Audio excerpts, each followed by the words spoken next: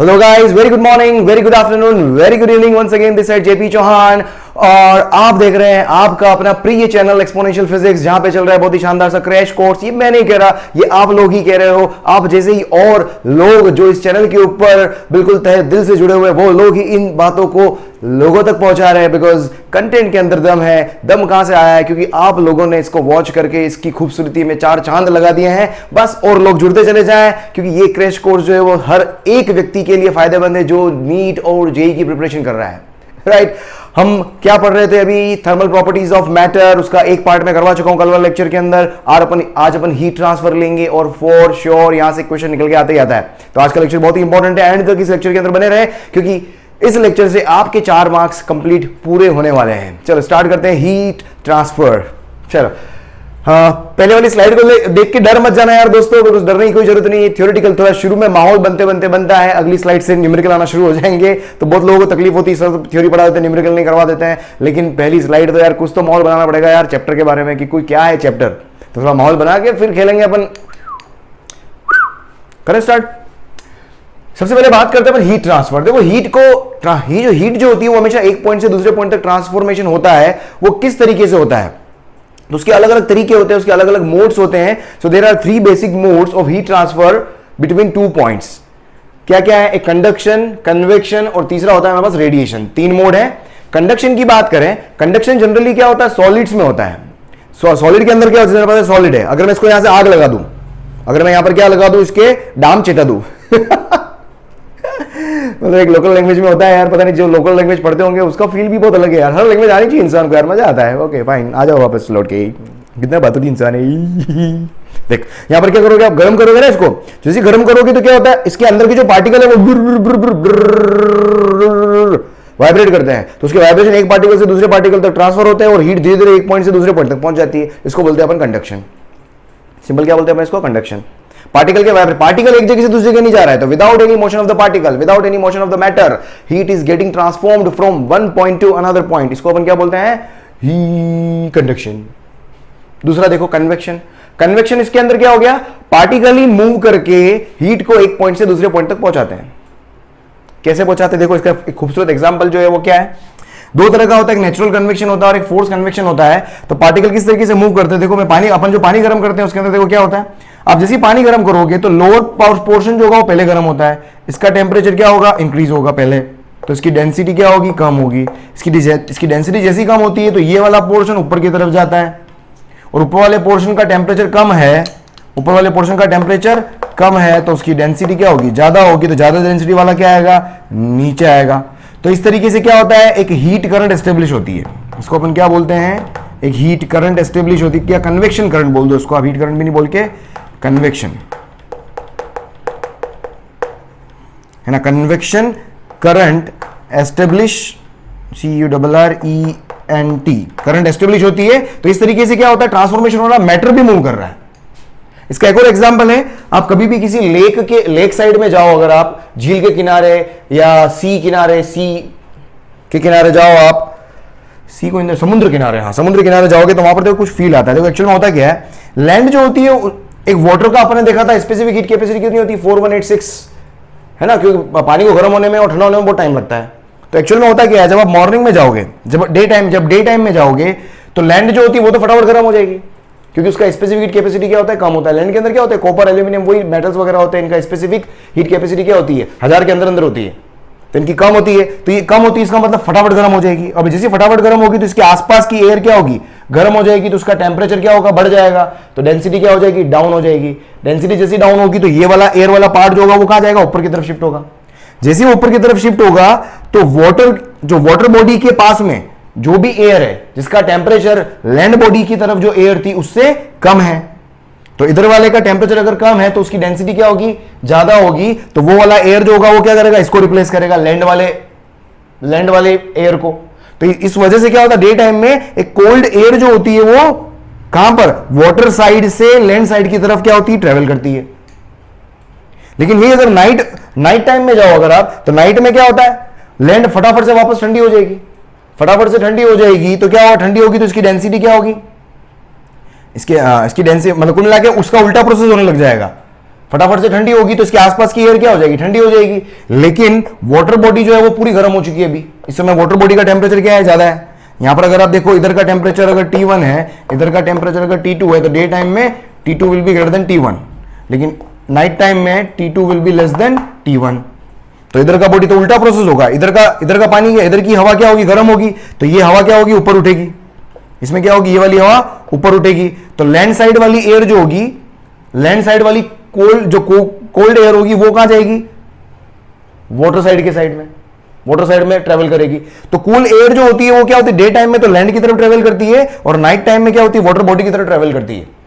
तो इस तरीके का क्या होता है, मेरे पास ये डिफरेंशिएशन होता है। तो ऑटोमेटिकली डेंसिटी के डिफरेंस की वजह से, टेम्परेचर के डिफरेंस की वजह से एयर जो होती है वो एक पॉइंट से दूसरे पॉइंट तक ट्रेवल कर रही है, natural convection of heat transfer.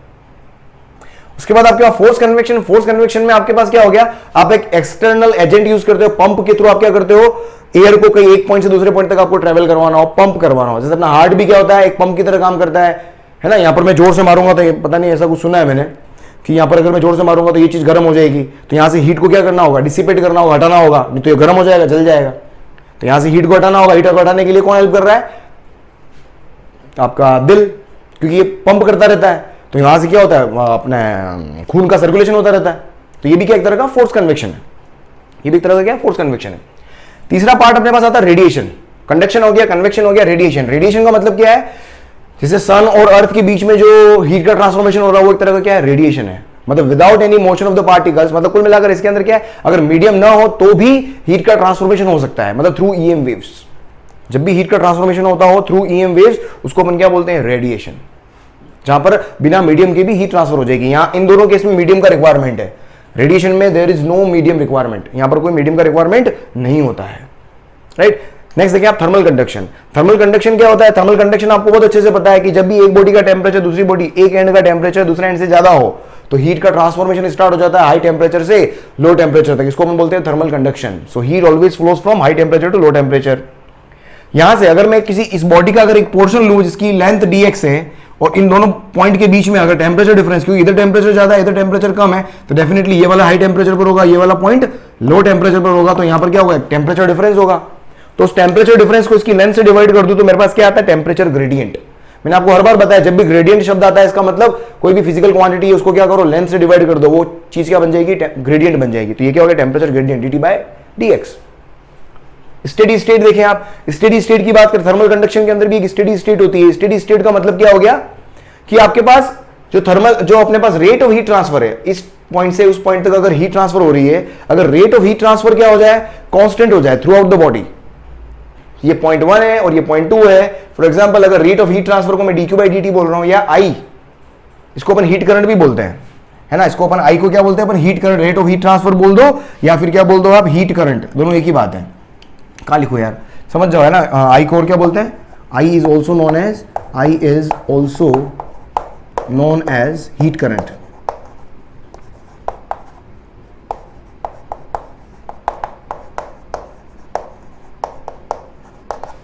ठीक है, तो फर्स्ट वाले एंड पर और सेकंड वाले एंड पर अगर हीट करंट सेम है, रेट ऑफ हीट ट्रांसफर अगर मेरे पास कांस्टेंट आता है, इसका मतलब steady state has been established. Steady state का मतलब ये होता है थ्रू आउट मेरे पास यूनिफॉर्मिटी हो जाए, ठीक है, इसको स्टेडी स्टेट बोलते हैं। और स्टेडी स्टेट पे अगर आप देखोगे इन दोनों पॉइंट के बीच का टेम्परेचर डिफरेंस और इन दोनों पॉइंट के बीच का टेम्परेचर डिफरेंस मेरे पास क्या आएगा, सेम आएगा। किन्हीं भी दो पॉइंट के बीच में टेम्परेचर डिफरेंस अगर आप मेजर करोगे तो हमेशा क्या आएगा मेरे पास, प्रोवाइडेड कि मेरे पास ये दोनों लेंथ मेरे पास क्या होनी चाहिए, सेम होनी चाहिए। ये क्या होनी चाहिए, ये dx होना चाहिए, और ये भी क्या होना चाहिए, dx होना चाहिए। तो देखो यहां से दोनों TA, तो TA minus TB equals to क्या होगा, TC माइनस TD।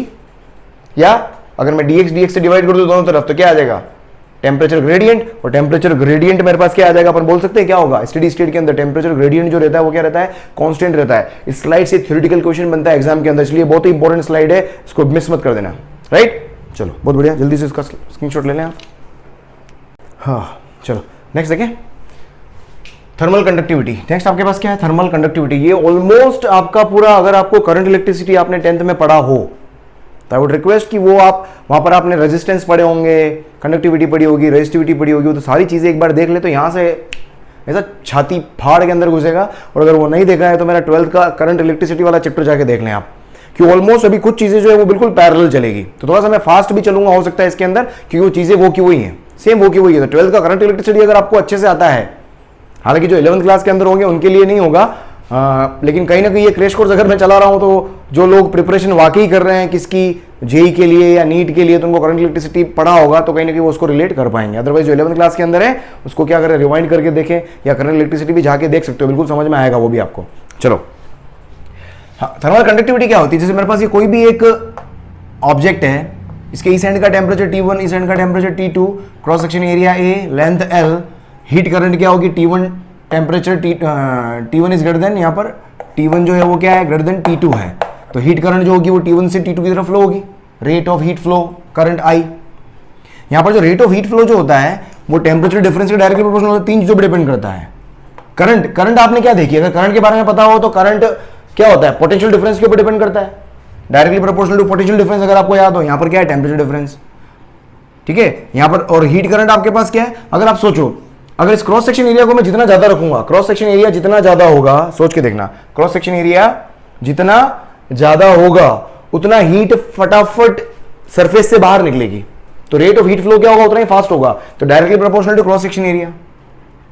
फिर लेंथ, इस एलिमेंट की लेंथ जितनी ज्यादा होगी तो इस पॉइंट से उस पॉइंट तक करंट को फ्लो होने में उतनी ज्यादा मशक्कत करनी पड़ेगी, तो रेट ऑफ हीट फ्लो जो होगा वो क्या होगा, थोड़ा स्लो हो जाएगा। तो लेंथ के क्या हो गया, इनवर्सली प्रोपोर्शनल हो गया। यहां से एक प्रोपोर्शनलिटी कांस्टेंट आता है के, इस के को बोलते हैं अपन थर्मल कंडक्टिविटी, किसका, मटेरियल का, thermal conductivity of the material. तो के जो होती है वो क्या होती है, property of material. It is just like electrical conductivity, जो आपने कंडक्टिविटी वहां पर पढ़ी वही थर्मल कंडक्टिविटी यहां पर है, ठीक है। सिग्मा जो उसको अपन पढ़ते थे, इसका यूनिट क्या हो जाएगा, यहां से के का यूनिट लिख सकते हो आप, ये करंट, ये आई का जो यूनिट है क्या है, ये वॉट, क्योंकि रेट ऑफ हीट ट्रांसफर है क्या हो गया, वॉट, और इधर से क्या आ गया, मीटर, एल से एल कैंसिल, मीटर, तो watt metre inverse kelvin inverse, तो watt metre inverse kelvin inverse. यहां से देखो, अब यहां से मैं क्या लिख सकता हूं, टेम्परेचर डिफरेंस को मैं आई इंटू एल अपॉन के लिख सकता हूं। तो देखो यहां पर क्या हो गया, अगर इसको देख पाओ आप तो ये देखो यहां पर, तो आई इंटू आर हो गया, ये इसको मैं क्या लिख सकता हूं, आई इंटू आर के बराबर, और ये क्या हो गया, आर टी, ये क्या हो गया, इसको क्या लिख सकता हूं मैं, आर, तो ये हो गया थर्मल रेजिस्टेंस को अपन ने क्या बोल दिया, पोटेंशियल डिफरेंस की जगह temperature difference equals to current multiplied by resistance. बस यहां पर जो रेजिस्टेंस होगा उसको अपन ने क्या नाम दे दिया, थर्मल रेजिस्टेंस, जिसकी वैल्यू क्या होगी, एल अपॉन के ए। अपना फॉर्मुला वहां पर क्या होता, रो एल अपॉन ए होता था, यहां पर रो की जगह क्या आ गया, 1 अपॉन के, या रो क्या होता था, 1 अपॉन सिग्मा होता था, तो वही जहां वहां पर जो सिग्मा था वही यहां पर के है, तो सिग्मा वहां पर था, यहां पर के है, तो ठीक है। तो एल अपॉन के हो गया थर्मल रेजिस्टेंस, इसकी यूनिट, बस इसकी यूनिट याद रखना, ओम नहीं है, यूनिट इसकी ओम्स नहीं है, आरटी यूनिट क्या हो जाएगी, केल्विन, और ये आई कौन है, वॉट में, तो केल्विन वॉट इनवर्स, ये किलो वॉट नहीं है, केल्विन वॉट इनवर्स है, केल्विन वॉट इनवर्स, किलो मतलब स्मॉल के होता है, ठीक है। अब के अपन ने पढ़ा था वहां पर, के जो होता है वो कभी भी डायमेंशन पे डिपेंड नहीं करता, resistivity never depends upon dimension but it depends upon के, किसके ऊपर डिपेंड करता है, पोटेंशियल डिफरेंस के ऊपर। देखो चीजें यहां पर लिखी है मैंने यहां पर, तो यहां पर के का फॉर्मूला मेरे पास देखो क्या है, के यहां पर देखो के का फॉर्मूला क्या हो गया, कुल मिलाकर के जो होता है वो दो बातों पर डिपेंड करता है। के को यहां पर देख सकते हो, डायरेक्टली प्रोपोर्शनल टू करंट और inversely proportional to delta T, और inversely proportional to delta T, दोनों पे डिपेंड करता है आपका के यहाँ पर। और थर्मल रेजिस्टेंस का तो पता ही है अपने को, डायरेक्टली प्रोपोर्शनल टू एल होता है, इनवर्सली प्रोपोर्शनल टू एरिया होता है, और डायरेक्टली प्रोपोर्शनल टू रो होता है रेजिस्टिविटी, जो कि यहाँ पर क्या है 1 अपॉन के बराबर है, तो इनवर्सली प्रोपोर्शनल टू क्या आ गया, के आ गया मेरे पास, ठीक है। यहां से क्वेश्चन बनते हैं, अभी अपन क्वेश्चन करेंगे अपन। देखो यहां पर कुछ आपको मैं इलेक्ट्रिकल सर्किट वाले कुछ कॉन्सेप्ट याद करवा देता हूं मैं, ताकि यहां पर अपने को समझ क्वेश्चन करने में थोड़ा इजी हो जाएगा। अपने वहां पर पढ़ा था कि अगर एक रेजिस्टेंस है, उसके एक एंड पे पोटेंशियल V1 है, दूसरे एंड पर पोटेंशियल अगर V2 है, उसके अंदर करंट जो होगी वो क्या है, अगर यहां से V1 ग्रेटर देन V2 है तो करंट जो होगी वो क्या होगी, हाई पोटेंशियल से लो पोटेंशियल की तरफ फ्लो होगी। तो अपन यहां पर इक्वेशन क्या लिख सकते हैं कि V1 minus V2 equals to I multiplied by resistance, ये इक्वेशन लिख सकते हैं। इसी को कनेक्ट करो आप यहां से, इधर T1 है इधर T2 है, और T1 ग्रेटर देन T2 है, करंट यहां पर हीट करंट फ्लो हो रही I, rate of heat transfer I है, थर्मल रेजिस्टेंस RT है, तो यहां पर भी सेम इक्वेशन लिख सकता हूं, बस टेम्परेचर डिफरेंस इक्वल्स टू क्या हो जाएगा, I multiplied by thermal resistance. तो दोनों पैरेलल है, बस जहां वहां पर V था यहां पर T है, वहां पर I यहां पर भी I, वहां पर R यहां पर भी R, ठीक है। सीरीज कॉम्बिनेशन का फॉर्मुला अपन क्या यूज कर सकते थे, क्या यूज करते थे, R1 प्लस R2, तो यहां पर भी फॉर्मुला वही रहेगा क्योंकि दोनों पैरेलल चलते हैं, तो formula will be as it is, will remain same. अभी क्वेश्चन करवाऊंगा समझ में आ जाएगा, R1 प्लस R2, तो यहां पर भी वही रहने वाला है। यहां पर अपन ने सीखा था कि V1 और V2 निकालना, ये V1 क्या है, इसका वोल्टेज, और ये V2 क्या है, इसका वोल्टेज। यहां पर अपने पास क्या आएगा, यहां पर ये V1 क्या है, पोटेंशियल डिफरेंस ऑफ R1 है, ये क्या है V2 क्या है, पोटेंशियल डिफरेंस ऑफ R2 है। यहां पर क्या आ जाएंगे, टेम्परेचर डिफरेंसेस आ जाएंगे, ठीक है। तो V1 क्या था मेरे पास, जिस रेजिस्टेंस में निकालना वही resistance divide by total resistance into total voltage V, ये v क्या है, v1 माइनस v2 है। ये v क्या है, v1 माइनस v2 है। तो यहां पर अपना v की जगह क्या आ जाएगा, t आ जाएगा, डेल्टा t आ जाएगा। ठीक है, और v2 निकालना है तो v2 क्या हो जाएगा, R2 upon R1 plus R2 into v, resistance division rule. ठीक है, उसके बाद मेरे पास पैरेलल कॉम्बिनेशन के अंदर अपने को पता है R1 R2 upon R1 plus R2 होता है, या रेसिप्रोकल का सम कर देते हैं अपन, और फाइनल आंसर R इक्विवेलेंट का रेसिप्रोकल आता है। ठीक है, ये दो पेयर के लिए बना दिया मैंने। यहाँ पर करंट डिवीजन रूल लगाना, करंट डिवीजन से अपने को करंट मिलती है ना। करंट का फॉर्मूला क्या है, याद रखना है। यहाँ पर करंट का फॉर्मूला क्या है कि I, अगर मुझे I मालूम करना है, I1 मालूम करना है, I1 ऊपर वाले रेजिस्टेंस में, I2 नीचे वाले रेजिस्टेंस में। वोल्टेज निकालते हो तो V directly proportional to R होता है ना। तो वोल्टेज जो होता है हमेशा, वोल्टेज जो होता है वो हमेशा रेजिस्टेंस के रेशियो में डिवाइड होता है। V directly proportional to R होता है, लेकिन करंट जो होती है वो I is inversely proportional to R। I क्या होता है, V अपॉन R होता है ना, इनवर्सली प्रोपोर्शनल टू R। तो I जो होती है वो रेजिस्टेंस के इनवर्स रेशियो में डिवाइड होती है हमेशा। इसलिए मेरे पास R1 की जगह क्या आ गया, R2 आ गया, और यहाँ पर R2 की जगह क्या आ गया, R1 आ गया, है ना। तो I1 equals to R2 upon R1 plus R2 multiplied by total current. ठीक है, इस तरीके से निकालोगे। तो क्वेश्चन करते हैं अपन। यहाँ पर क्वेश्चन क्या दिया हुआ है, ये मेरे पास एक ब्लॉक है, एक I1 करंट इधर से फ्लो हो रही है, I2 हीट करंट इधर से फ्लो हो रही है। आपको थर्मल रेजिस्टेंस निकालना है, RT1 मतलब I1 करंट के हिसाब से, RT2 मतलब I2 करंट के हिसाब से। देखो अब रेजिस्टेंस का फॉर्मूला क्या है, रेजिस्टेंस का फॉर्मूला क्या है, रो एल अपॉन ए होता है ना। तो रो की जगह बस 1 अपॉन के, एल अपॉन के ए। ये एल क्या होता है, जिस डायरेक्शन में करंट फ्लो हो रही है उस डायरेक्शन में लेंथ क्या है, जिस डायरेक्शन में करंट फ्लो हो रही है। ये डायग्राम से याद रहे, डायग्राम हमेशा याद रखेगी चीज को, है ना। एल क्या आ रहा है, एल जिस लेंथ क्या लूंगी हमेशा करंट फ्लो होगी, वो एल लेना है। और करंट जो होगी वो हमेशा क्या होगी, क्रॉस सेक्शन एरिया के परपेंडिकुलर। ठीक है, तो देखो यहां पर सबसे पहले आरटी का फॉर्मूला लिख लें अपन। तो आरटी इक्वल्स टू क्या हो गया मेरे पास, एल अपॉन के इंटू ए। तो देखो यहां से मैं सबसे पहले RT1 लिख रहा हूं। तो RT1 क्या हो जाएगा, RT1 हो जाएगा L, इस डायरेक्शन में लेंथ कितनी है, C अपॉन K। तो K है, इसका कंडक्टिविटी आपको दिया हुआ है K। ठीक है, K, और क्रॉस सेक्शन एरिया, इस डायरेक्शन में क्रॉस सेक्शन एरिया कितना हो जाएगा, मतलब ये वाला एरिया, ये वाला एरिया कितना, A मल्टीप्लाइड बाय B। ये क्या, किलो वॉट इनवर्स। आंसर हो गया RT1। RT2 देखो यहां पर, RT2 कितना होगा, L। RT2 का मतलब क्या हो गया, इस डायरेक्शन में लेंथ, इस डायरेक्शन में लेंथ कितनी है, ये वाली, मतलब A अपॉन K, और इस डायरेक्शन में क्रॉस सेक्शन एरिया कौन सा है, ये वाला क्रॉस सेक्शन एरिया है, ये वाला क्रॉस सेक्शन एरिया है कितना है, B इंटू सी, KBC। ये क्या गया, RT2 आ गया अपने पास।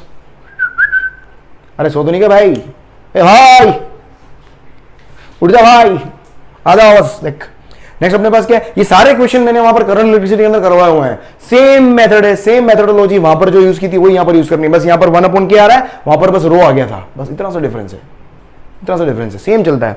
इसको देखो, ये बस दो कॉन्सेंट्रिक सिलेंडर है, क्या है, दो कॉन्सेंट्रिक सिलेंडर है, R1 और R2 रेडियस है। ठीक है, R1 रेडियस अंदर वाले सिलेंडर की है और R2 बाहर वाले रेडियस की रेडियस है। लेंथ इसका L है। आपको क्या मालूम करना है, क्या मालूम करना है, RT जब भी निकालो I देखो, I की डायरेक्शन में लेंथ देखो और I के परपेंडिकुलर एरिया देखो, सिंपल सा फॉर्मूला। तो देखो यहाँ पर RT, तो देखो RT अगर मैं लिखूंगा तो RT का फॉर्मूला अपने पास क्या है, वही L अपॉन K है। L इस डायरेक्शन में लेंथ कितनी है, L, K तो K है, इसका K दिया हुआ है आपको मटेरियल का। और कितने एरिया के अंदर करंट का सामना कितने एरिया में हो रहा है, सोच के देखो। करंट का सामना सिर्फ कौन से वाले एरिया में हो रहा है, बड़े वाले सिलेंडर में से छोटे वाले सिलेंडर का एरिया माइनस कर दो आप, बड़े वाले में से छोटे वाले का एरिया, मतलब ये वाला एरिया माइनस कर दो। तो इन दोनों के बीच का जो एरिया, वहीं तो करंट फ्लो हो रही है, वहीं तो हीट करंट फ्लो हो रहा है। तो बीच वाला एरिया क्या आ जाएगा, देखो तो एरिया क्या आ जाएगा, तो K मल्टीप्लाइड बाय एरिया। तो ये हो जाएगा पाई, बड़ा वाला कौन है, R2, तो ये हो जाएगा पाई R2 square, cross section area pi R1 square. तो ये क्या हो गया मेरे पास, थर्मल रेजिस्टेंस आ गया भाई साहब, राइट। जल्दी से लिख लो इसको भी। चलो देखो क्वेश्चन देखो नेक्स्ट। देखो अभी अपन ने जो सिलेंडर लिया था, सिलेंडर वाला क्वेश्चन में करंट ऐसे फ्लो हो रही थी। अब क्वेश्चन में चेंज किया है मैंने, करंट क्या है, जो आपका कर्व सरफेस एरिया है, मतलब सिलेंडर है, पहले करंट इसमें ऐसे फ्लो हो रही थी, है ना, ऐसे फ्लो हो रही थी। अब करंट क्या है, ऐसे बाहर की तरफ निकल रही है ऐसे, मतलब पूरा कर्व सरफेस एरिया जो है उसके परपेंडिकुलरली क्या हो रही है, करंट एंटर कर रही है। ठीक है, तो अब मेरे पास लेंथ जो आएगी, अब लेंथ जो आएगी वो क्या आएगी, यहां से करंट उसके मतलब एक्सिस से करंट सरफेस की तरफ जा रही है। तो अब जो लेंथ आएगी वो क्या होगी, ये वाली रेडियस, समझ में आ रहा। अब जो लेंथ होगी वो क्या होगी, रेडियस। और एरिया जो होगा वो क्या होगा, this curve surface area, this curve surface area, समझ में आ रहा है। अब देखो यहां पर अपने पास तकलीफ क्या है, इसको करने का तरीका क्या होगा, अब देखो यहां पर अगर मैं इधर से इधर जा रहा हूं, अब इधर से मैं इधर जा रहा हूं, तो लेंथ जो है मेरे पास क्या है, अब करंट को अगर आप देखोगे यहां पर इस एंड से इस एंड तक अगर आप जा रहे हो, तो मुझे क्या करना पड़ेगा, यहां पर देखो लेंथ भी वेरी हो रही है, यहां से लेके यहां तक लेंथ भी वेरी हो रही है, तो सेंटर समझ में आ रहा है, लेंथ भी वेरी हो रही है और साथ में मेरे पास क्या हो रहा है, एरिया भी वेरी हो रहा है, लेंथ भी वेरी हो रही है और एरिया भी, मतलब लेंथ तो चलो, लेंथ तो मेरे पास यहां से यहां तक फिक्स है, लेकिन एरिया अगर आप देखोगे कर्व सरफेस एरिया, इससे अगर 1 सेंटीमीटर अगर रेडियस है तो हाफ सेंटीमीटर पर कुछ अलग एरिया फेस होगा 2πrl, थोड़ा और आगे जाओगे तो कुछ और एरिया फेस होगा 2πrl। तो मैंने क्या करा, एरिया को, क्योंकि एरिया तो अपना फिक्स होता है ना, इसकी सरफेस फिक्स होती है, क्रॉस सेक्शन तो फिक्स होता है हमेशा, लेकिन जब यहां पर करंट जब जाएगी बाहर की तरफ निकलेगी तो यहां पर क्रॉस सेक्शन एरिया, यहां पर क्रॉस सेक्शन एरिया अलग देगा इसको, थोड़ा और दूर जाएगा तो और क्रॉस सेक्शन एरिया अलग होगा, थोड़ा और दूर गया और क्रॉस सेक्शन एरिया अलग अलग हुआ, तो हर पॉइंट पर करंट को अलग अलग क्रॉस सेक्शन एरिया फेस हो रहा है। तो इसको करने का तरीका क्या है, आपका क्रॉस सेक्शन एरिया हमेशा फिक्स होना चाहिए। तो मैंने क्या किया, एक एलिमेंट लिया यहां पर, एक्स पे जाके डी, करने का तरीका क्या होगा, इसका साइड व्यू बनाया मैंने, साइड व्यू बनाया है और सेंटर से एक्स डिस्टेंस पे जाके एक एलिमेंट ले लिया, dx विड्थ का, एक जगह ले ली, एक जगह फिक्स कर दी, मतलब यहां से सेंटर से इस डिस्टेंस पे जाके एक मैंने जगह फिक्स कर दी, जगह फिक्स कर दी मतलब क्रॉस सेक्शन एरिया को फिक्स कर दिया मैंने। अब सिंपल मैं फॉर्मूला लगा सकता हूं यहां पर, देखो अब मैं इस एलिमेंट का रेजिस्टेंस, अब मैं लिख सकता हूं स्मॉल रेजिस्टेंस ऑफ एलिमेंट, इस एलिमेंट का स्मॉल रेजिस्टेंस लिख लो आप, क्या होगा, DRT क्या होगा, लेंथ क्या होगी, अब करंट जो होगी वो इतने से, अब इतने से एलिमेंट की बात कर रहे हैं अपन, इतने से एलिमेंट से करंट कितना फ्लो होगा, तो कितनी लेंथ तक करंट फ्लो होगी, तो dx लेंथ तक करंट फ्लो होगी, तो लेंथ कितना हो गया, dx L/K तो कांस्टेंट होता है, और a कितना होगा 2π, रेडियस कितना है x, और सिलेंडर का लेंथ तो उतना ही रहेगा मेरे पास KL। बस इसको क्या करो आप, दोनों तरफ इंटीग्रेशन कर दो, DRT का इंटीग्रेशन कर दो, यहां पर ये क्या आ जाएगा मेरे पास 1/2πL, और ये हो जाएगा dx/x, और x की वैल्यू कहां से कहां तक, x की वैल्यू R1 से लेकर R2 तक वेरी होगी, क्योंकि ये एलिमेंट कहां से कहां तक हो सकता है, एलिमेंट यहां से यहां तक हो सकता है, इसके बीच में लाई करेगा, और ये रेंज कौन सी है, R1 यहां से लेकर यहां तक, ये रेंज कौन सी है, R1 से लेकर R2 तक, तो ये लिमिट लगा दो आप, क्या हो गया R1 से लेकर R2 तक, तो इंटीग्रेशन, इसको डायरेक्ट रिजल्ट लिख रहा हूं, याद रख लेना भले आप, तो ये RT इसको सॉल्व करोगे, ये फाइनली रिजल्ट आता है आपके पास 1/2πKL ln R2/R1, ये रिजल्ट आप डायरेक्टली याद रख लेंगे। ये क्वेश्चन मैंने वहां पर भी करवाया है, करंट इलेक्ट्रिसिटी अंदर क्वेश्चन करवाया है मैंने वहां पर भी, same result you will find, बस ये केक जो होगा ऊपर आ जाएगा रो, देखना जाके मिल जाएगा आपको। नेक्स्ट देखो बाल्टी क्वेश्चन, ये बाल्टी वाला क्वेश्चन वहां पर भी करवाया है। अब बाल्टी वाले क्वेश्चन में भी वही है, देखो करंट आपकी इधर, आई इधर है, अब आई इधर फ्लो हो रही है, यहां पर भी सेम वही चीज दिक्कत हो रही है, जब आई इधर फ्लो हो रही है तो मेरा क्रॉस सेक्शन एरिया तो फिक्स होना चाहिए ना, यहां पर क्रॉस सेक्शन एरिया इतना सा है, फिर यहां इतना हो गया, इतना हो गया, इतना हो गया, तो क्रॉस सेक्शन एरिया मेरा क्या हो रहा है, बार बार वेरी हो रहा है। तो मैंने क्या करा, यहां से एक्स डिस्टेंस पे जाके dx विड्थ का एक मैंने क्या ले लिया, एलिमेंट ले लिया, तो यहां से मैं DRT लिख सकता हूं, DRT क्या होगा, लेंथ अपॉन लेंथ तो हो गई dx अपॉन k, और एरिया, इस डिस्क का एरिया है जो भी लिया है मैंने, इसका एरिया कितना हो गया, r रेडियस माना है मैंने इसको, तो πr²। अब देखो यहां पर तकलीफ क्या आएगी, अब मैं यहां पर जैसे इंटीग्रेशन करता हूं, तो देखो इंटीग्रेशन जो होता है वो x के रेस्पेक्ट में हो रहा है, k कांस्टेंट है, पाई कांस्टेंट है, लेकिन r जो है ये r भी तो वेरिएबल है, यहां पर देखूंगा तो r अलग आएगा, यहां देखूंगा r अलग, यहां देखूंगा r अलग, तो r वेरिएबल है, तो एक वेरिएबल का x के रेस्पेक्ट में ही इंटीग्रेशन पॉसिबल है, y के रेस्पेक्ट में ही इंटीग्रेशन पॉसिबल है, तो या तो मैं x को r की टर्म्स में लिख दूं या r को x की टर्म्स में लिख दूं, तो अपना क्वेश्चन सॉल्व होगा, अदरवाइज नहीं होगा, तो इंटीग्रेशन कर पाएंगे आप। तो यहां पर आपको क्या करना होगा, तो देखो सिंपल सी चीज है, यहां पर क्या, तो यहां पर देखो क्या करो आप, देखो तो मुझे r को x की टर्म में लाना है, कैसे भी करना है, देखो यहां पर मैं एक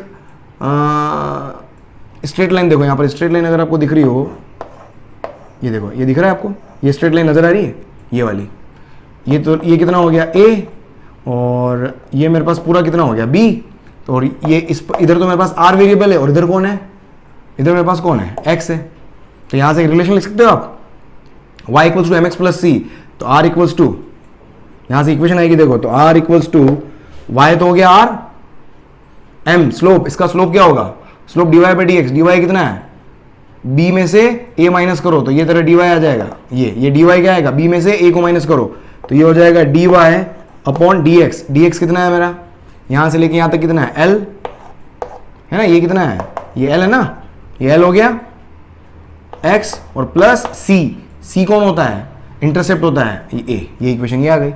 दोनों तरफ डिफरेंशिएट कर दो आप, तो देखो dr इक्वल्स टू क्या आएगा, b minus a upon l dx, और a क्या है, कांस्टेंट, तो जीरो हो जाएगा। टाइम के रेस्पेक्ट में कर दो भले, यहां पर t के रेस्पेक्ट में कर दो, dt dt दोनों तरफ कैंसिल हो जाएंगे, x का डिफरेंशिएशन टाइम के रेस्पेक्ट में dx बाई dt, r का dr by dt, dt dt cancel, ये कांस्टेंट था तो एज इट इज रह गया। अब देखो dr और dx के टर्म में आ गया, इस dx को क्या कर दो, यहां रख दो।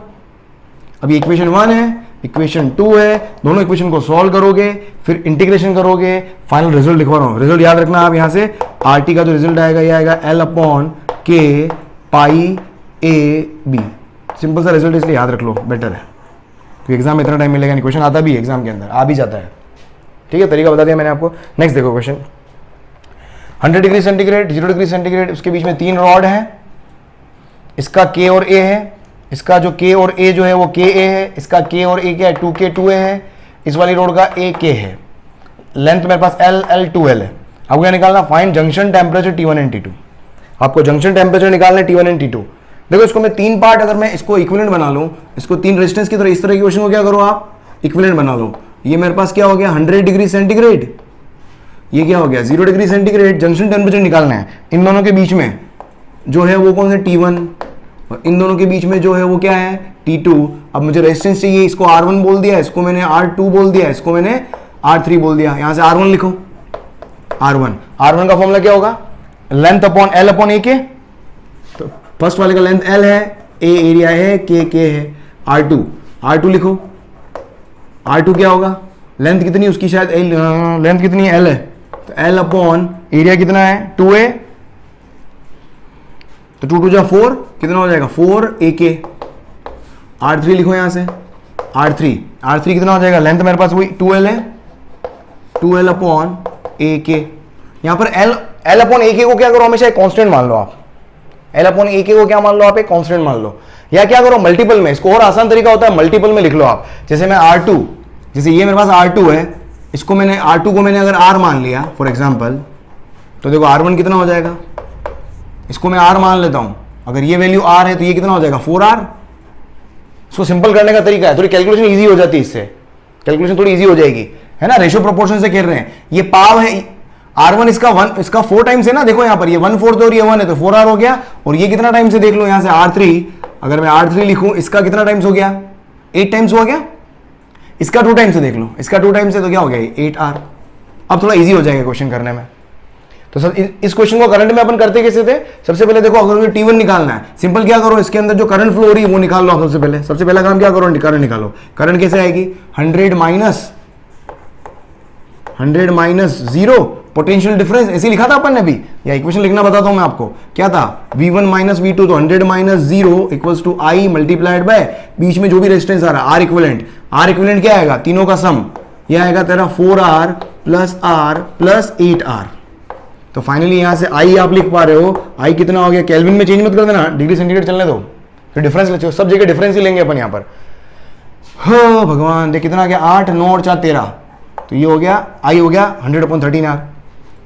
अब देखो, अब मुझे T1 निकालना है, तो यहां पर देखो, इसके लिए मैं क्या लिख सकता हूं, मैंने लिखना सिखाया था आपको, यहां पर इस रेजिस्टेंस के लिए लिखना है, तो इस रेजिस्टेंस के लिए क्या लिखोगे, 100 minus T1 upon potential difference upon resistance R1 equals to क्या हो जाएगा I, है ना। इसके लिए भी तो I लिख सकता हूं, तीनों के लिए I सेम है, इसके लिए I लिखोगे तो V अपॉन R, V क्या होगा 100 माइनस T1 अपॉन R1, और I कितना है 100/13R है। तो देखो फाइनली कितना आ गया यहां से, तो 100 माइनस T1 अपॉन R1 कितना है तुम्हारा 4R इक्वल्स टू, और ये कितना हो गया 100/13R है। देखो मैंने R एज्यूम इसलिए किया कि R एज्यूम करती R तो हमेशा कैंसिल हो जाएगा तुम्हारा है, ये जब दोनों इक्वल करते हो आप, तो इसलिए मैंने यहां पर क्या है 4R, ये रेशियो, मैंने रेशियो बराबर सेट कर दिया, इसका रेशियो के फॉर्म में लिख दिया मैंने, क्योंकि जैसे यहां पर भी आएगा तो यहां पर वैसे ही वो कैंसिल होना ही है, इसको समझ में आ रहा है, इसको यहां पर वैसे ही वो कैंसिल होना ही है हर इक्वेशन के अंदर, इसलिए इसको कर सकते हैं अपन, कोई दिक्कत नहीं है।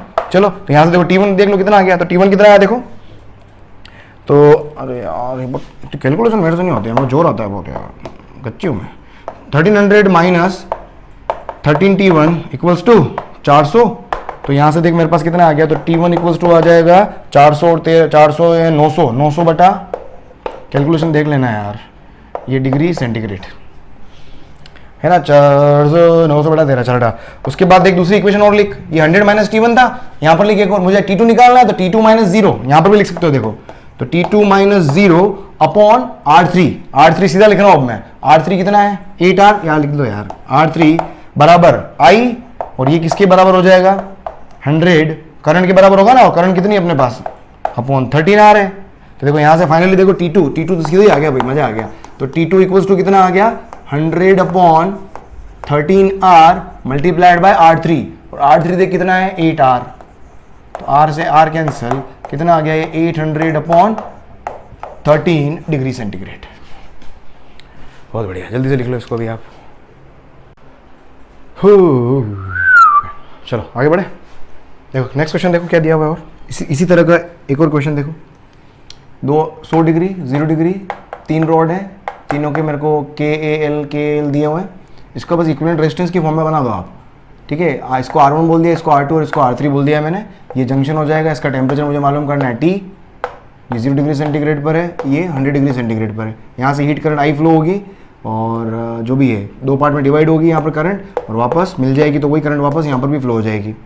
इसका रेजिस्टेंस लिखते हैं सबसे पहले R1, देखो R1 क्या होगा L अपॉन AK, R2 मतलब इसका L अपॉन 2AK, ठीक है, R3 2L अपॉन 4AK। देखो इसको मैं मान लेता हूँ R, है ना, सबसे छोटे वाले को R मानो, ताकि उसके मल्टीप्लाई में सब आ जाएंगे। ये दोनों सेम है, क्योंकि ये 2 से 2 कैंसिल हो गया ना, 2 2 जा 4, तो 2AK आका वालेकुम सलाम R, तो ये भी कितना हो जाएगा, सेम हो गया R, तो ये कितना हो गया, ये आधा है तो ये डबल है, ये कितना हो गया 2R। अब देखो इक्विवेलेंट निकालते हैं अपन, ये दोनों पैरेलल में, देखो यहां से मैं R, क्योंकि मुझे I चाहिए, I कैसे निकालूंगा, I जैसी 100 माइनस 0 अपॉन इसका पूरा रेजिस्टेंस। अब देखो R इक्विवेलेंट कैसे आएगा, इन दोनों का पैरेलल और इसके साथ सीरीज में ये है, तो इन दोनों का पैरेलल क्या होगा R1 R2 upon R1 plus R2, तो R1 R2, तो R1 R2 upon R1 plus R2, ये इन दोनों का इक्विवेलेंट आ गया पैरेलल में, और इसके सीरीज में ये है, तो ये जुड़ जाएगा सीधा R3 कितना है R, देख कितना हो गया मेरे पास, ये हो जाएगा 2R, और ये 2R/3 मतलब 5R/3 आई थिंक, है ना, 2R/3 है ना, ये 2R/3 3 और 2 5R/3, R इक्विवेलेंट हो गया। अब तो करंट लिख लो, सबसे पहले करंट लिख लो। अब यहाँ पर करंट I इक्वल्स टू क्या हो, 100 minus 0 divided by total resistance 5R/3, तो ये हो जाएगा तेरा, ये 3 ऊपर जाएगा 300, ये हो जाएगा 60 300, ये 20 हो गया ना, 5 दूनी 10 20, और 3 ऊपर आ गया 60, तो 60 divided by R। I think मैं बिल्कुल सही कह रहा हूँ, सत्य वचन कह रहा हूँ मैं। आई हो गया, बस अब देखो यहां से लिख लो, मुझे क्या निकालना है, T निकालना है, तो यहां से लिख लो सीधा T, देखो 0 के पास में जाओ हमेशा, थोड़ा इजी हो जाएगा। यहां से भी लिख सकते हो 100 minus T upon this equals to I, लेकिन ये थोड़ा कॉम्प्लिकेटेड रहेगा। इसके पास जाओ T माइनस 0, देखो क्या लिख सकता हूं मैं, I कैसे निकाल सकता हूं, I equals to T minus 0 upon R3 कितना है R, और ये किसके इक्वल होगा, I कितना है तेरा 60 डिवाइडेड बाय R, तो देखो T इक्वल्स टू कितना आ गया, सिंपल आ गया, R से R कैंसिल, तो T बराबर कितना आ गया 60 किलोवाट इनवर्स। अरे क्लियर, अरे आया कि नहीं आया, अरे मेरे लालो, डिग्री सेंटीग्रेड है ना, तो वो तो रेजिस्टेंस होता है, सॉरी ये डिग्री सेंटीग्रेड, 60 डिग्री सेंटीग्रेड, ठीक है। अगला प्रश्न देखें आप, इस तरह क्वेश्चन आप करंट, अगर आपको तकलीफ आ रही हो तो करंट इलेक्ट्रिसिटी में जाना, आप वहां बिल्कुल बेसिक से मैंने बिल्कुल बहुत सारी चीजें करवाई हैं, ठीक है, क्योंकि करंट इलेक्ट्रिसिटी आएगा तो हो जाएगा। बाकी मैं जो समझा रहा हूं वो भी आपको आई थिंक समझ में आ रहा होगा, जहां तक मैं जानता हूं। देखो वापस 3 मेरे पास ये दे रखे, इसको करने का तरीका क्या है, जब भी जंक्शन बन रहा हो, एक जंक्शन पर जो करंट का सम होता है हमेशा, उसका एल्जेब्रिक सम हमेशा 0 कर सकते हो आप। एक जंक्शन पे जितनी भी करंट होती है उनका एल्जेब्रिक सम का मतलब क्या हो गया, विद साइन करंट लेनी है। विद साइन लेने का मतलब क्या हो गया, अगर एक करंट आने वाली, जरूर नहीं सारी करंट आए इस पे या जाए, यहां से कुछ आ सकती है कुछ जा सकती है, ठीक है। तो आने वाले को अगर मैं पॉजिटिव ले रहा हूं डायरेक्शन को, तो जाने वाला क्या होगा, नेगेटिव होगा। तो इस तरीके से सबका एल्जेब्रिक सम लिख के उसको जीरो पुट कर सकते हो किसी भी जंक्शन के ऊपर। तो एट क्या लिख सकता हूं मैं, एट जंक्शन मैं करंट ले लेता हूं, इधर वाली करंट को मैं I1 बोल देता हूं, इधर वाली करंट को मैं I2 बोल देता हूं, और इधर मैंने बाहर जाते हुए ले ली करंट, ताकि सबका सम क्या कर दो, जीरो कर दो। तो एट जंक्शन सिंपल फंडा होता है, इसको अपन KCL बोलते हैं, किरचॉफ्स करंट लॉ, जो करंट इलेक्ट्रिसिटी के अंदर आप पढ़ते हो, ठीक है। तो यहां से I1 जनरली हीट, बहुत सारे लोग हीट चैप्टर को 12th के अंदर भी पढ़ाते हैं, ये वाला पर्टिकुलर ये वाला पोर्शन, तो क्योंकि करंट इलेक्ट्रिसिटी सीखने के बाद थोड़ा इजी हो जाता है, ठीक है। लेकिन अपने स्टूडेंट के अंदर तो क्या है कि थोड़ी अंदर आग लग रही होती है, नहीं हीट करा दो, हीट करा दो, हीट करा दो, 11th पहले पूरी कंप्लीट करा दो, फिर ही 12th कराना, अरे हमारा ये चैप्टर रह गया, वो रह गया। तो टीचर, लेकिन जब बाकी जब चैप्टर करवाते हैं तो उस समय हम हमारी बात रख पाते, तो अक्कल अच्छे से दे पाते हैं हम, तो आप लोगों को भी थोड़ा समझ में आ पाता, हाँ थोड़ी तकलीफ आ रही है यार, पर स्टिल तकलीफ नहीं आ रही होगी, ठीक है। थोड़ा सा कॉन्सेंट्रेट होकर पढ़े आप यहाँ पर। देखो I1 plus I2 plus I3 equal to 0, I1 कैसे लिखोगे, इधर से इधर करंट जा रही है, तो T माइनस, देखिए आएगा T माइनस 0 अपॉन इसका रेजिस्टेंस, अब सीधा लिख रहा हूं बेटा, बहुत रेजिस्टेंस थक गया हूं मैं, L अपॉन AK, ये आ जाएगा L upon AK plus I2 मतलब इधर, ये हो जाएगा T माइनस 50 अपॉन इसका, देखो L अपॉन AK, ये 2 से 2 कैंसिल हो जाएगा, तो ये भी वही आएगा L upon AK plus I3 T से 100 की तरफ, तो T माइनस 100 अपॉन इसका, देखो L अपॉन 4 AK आ गया है बराबर 0। देखो L अपॉन AK तो कैंसिल, तो फाइनली देखो मेरे पास कितना आ गया, मेरे पास ये आएगा T plus T minus 50 plus ये 4 ऊपर जाके 4T माइनस 400 बराबर 0, 4T 5T 6T 60 बराबर 450, बस इसको कर लो यार, अब ये मैं नहीं काटूंगा, degree centigrade, all right. Calculation कर लो यार, कॉन्सेप्ट सीखो मेरे से। चलो नेक्स्ट देखिए, व्हीटस्टोन ब्रिज क्या है, ये कॉम्बिनेशन होता है 4 रेजिस्टेंस का, सॉरी 5 रेजिस्टेंस का कॉम्बिनेशन होता है, इसका काम क्या होता है, it is used to find the any unknown resistance. इसका काम क्या होता है, it is used to find, इसकी एक्चुअली ये वाले क्वेश्चन आपको करंट इलेक्ट्रिसिटी के अंदर ही आएंगे एग्जाम के अंदर, पर ये कि आना चाहिए, भी चीज आनी चाहिए, क्योंकि करंट इलेक्ट्रिसिटी के अंदर इसके बाद इसके ऊपर बेस्ड अथाह प्रॉब्लम्स है। तो जनरली जो 99% आपके पास इस तरह के क्वेश्चन आने के चांसेस जो बनते हैं वो करंट इलेक्ट्रिसिटी चैप्टर से ही बनते हैं, ठीक है। तो अगर बहुत बड़ा अच्छा समझ में नहीं आ रहा तो घबराने की जरूरत नहीं, तो जब करंट इलेक्ट्रिसिटी जब पढ़ोगे तो वहां और समझ में आएगा, फिर वापस लौट के यहाँ आना तो एकदम सही हो जाएगा, है ना। तो जब जेईई का एग्जाम या नीट का एग्जाम देने तक आओगे तब तक तो आप क्लियर हो जाओगे एकदम, ठीक है। तो अभी ध्यान रखो बस, आप जैसे समझ में आ रहा है। व्हीटस्टोन ब्रिज क्या होता है, ये 5 रेजिस्टेंस होते हैं, 5 में से एक अननोन होता है, उसको फाइंड आउट करने का काम आता है। इसमें कुछ कंडीशन होती है, ध्यान रखेंगे। इस व्हीटस्टोन ब्रिज को अपन बोलते हैं बैलेंस कंडीशन में। ये 5 रेजिस्टेंस दिखे अपने को, इस तरह का कॉम्बिनेशन है, 1 2 3 4 5 और एक बीच में 5वां रेजिस्टेंस ये हो गया, इधर वाला हाई टेम्परेचर पर है, इधर वाला लो टेम्परेचर पर है। अपन अक्सर बोलते हैं कि व्हीटस्टोन ब्रिज जो होता है WSB, Wheatstone bridge is balanced. Balance का मतलब क्या है कि आमने सामने का प्रोडक्ट इक्वल होना चाहिए, मतलब R1 R4 should be equal to R2 R3, आमने सामने का प्रोडक्ट इक्वल होना चाहिए, ये हो गया। तो ऐसा अगर मिल जाए तो अपन क्या बोलेंगे, बैलेंस्ड। अब इसके कॉन्सिक्वेंसेस क्या होंगे, अगर बैलेंस है तो उसके बाद अपन क्या क्या कर सकते हैं। तो जब बैलेंस होता है तो no heat current through R5।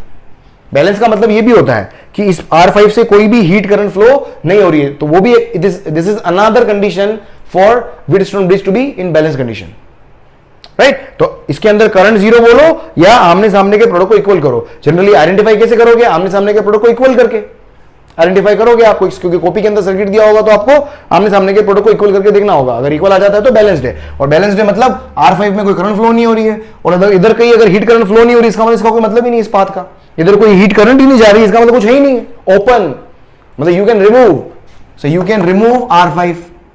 जब R5 को रिमूव कर दूंगा तो देखो R इक्विवेलेंट निकालो, R इक्विवेलेंट क्या आएगा, TH और TL के बीच में R इक्विवेलेंट निकाला जाता है, हमेशा ध्यान रखना, TH और TL के बीच में R इक्विवेलेंट निकाला जाता है। तो R1 और R2 क्या होगा, सीरीज में, ये दोनों भी क्या हो गए सीरीज में, फिर ये दोनों क्या हो गए पैरेलल में। R5 हटा चुका हूं मैं, तो क्या हो जाएगा R1 प्लस R2 ऊपर का रेजिस्टेंस और नीचे का रेजिस्टेंस R3 प्लस R4, फिर दोनों पैरेलल, और पैरेलल का रेजिस्टेंस क्या होता है R1 R2 अपन R1 प्लस R2। यहां पर R1 क्या है, R1 प्लस R2, R2 क्या है R3 प्लस R4। तो देखो क्या हो जाएगा R1 R2 मतलब R1 plus R2 multiplied bye R3 plus R4 and divided by R1 plus R2 plus R3 plus R4, ये R इक्विवेलेंट आ गया, ठीक है। चलो नेक्स्ट इस क्वेश्चन को ट्राई करते हैं अपन, है ना। वीडियो को पोज करके क्वेश्चन जो भी मैं स्टार्ट करता हूं, वीडियो को पोज करके ट्राई करें आप। देखो ये क्वेश्चन दिया हुआ आपको पूछा है कि find current in 5 kilowatt inverse, इसके अंदर मेरे को करंट निकालना है।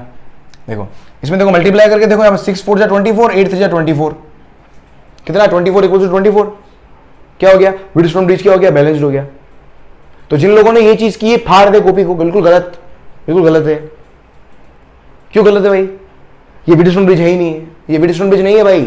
व्हीटस्टोन ब्रिज के लिए मैंने क्या बोला है, टीएच और टीएल कहां होने चाहिए, अपना टीएच और टीएल कहां है, इधर है, इधर है। इस रेजिस्टेंस के दोनों एंड पर टीएच टीएल नहीं होता है, टीएच टीएल यहां होता है भाई, यहां होता है। तो ये व्हीटस्टोन ब्रिज, तो व्हीटस्टोन ब्रिज नहीं है। तो हमेशा दिमाग आपका खुला रहना चाहिए, ठीक है। अब व्हीटस्टोन ब्रिज नहीं है, अब मुझे करंट निकालनी है।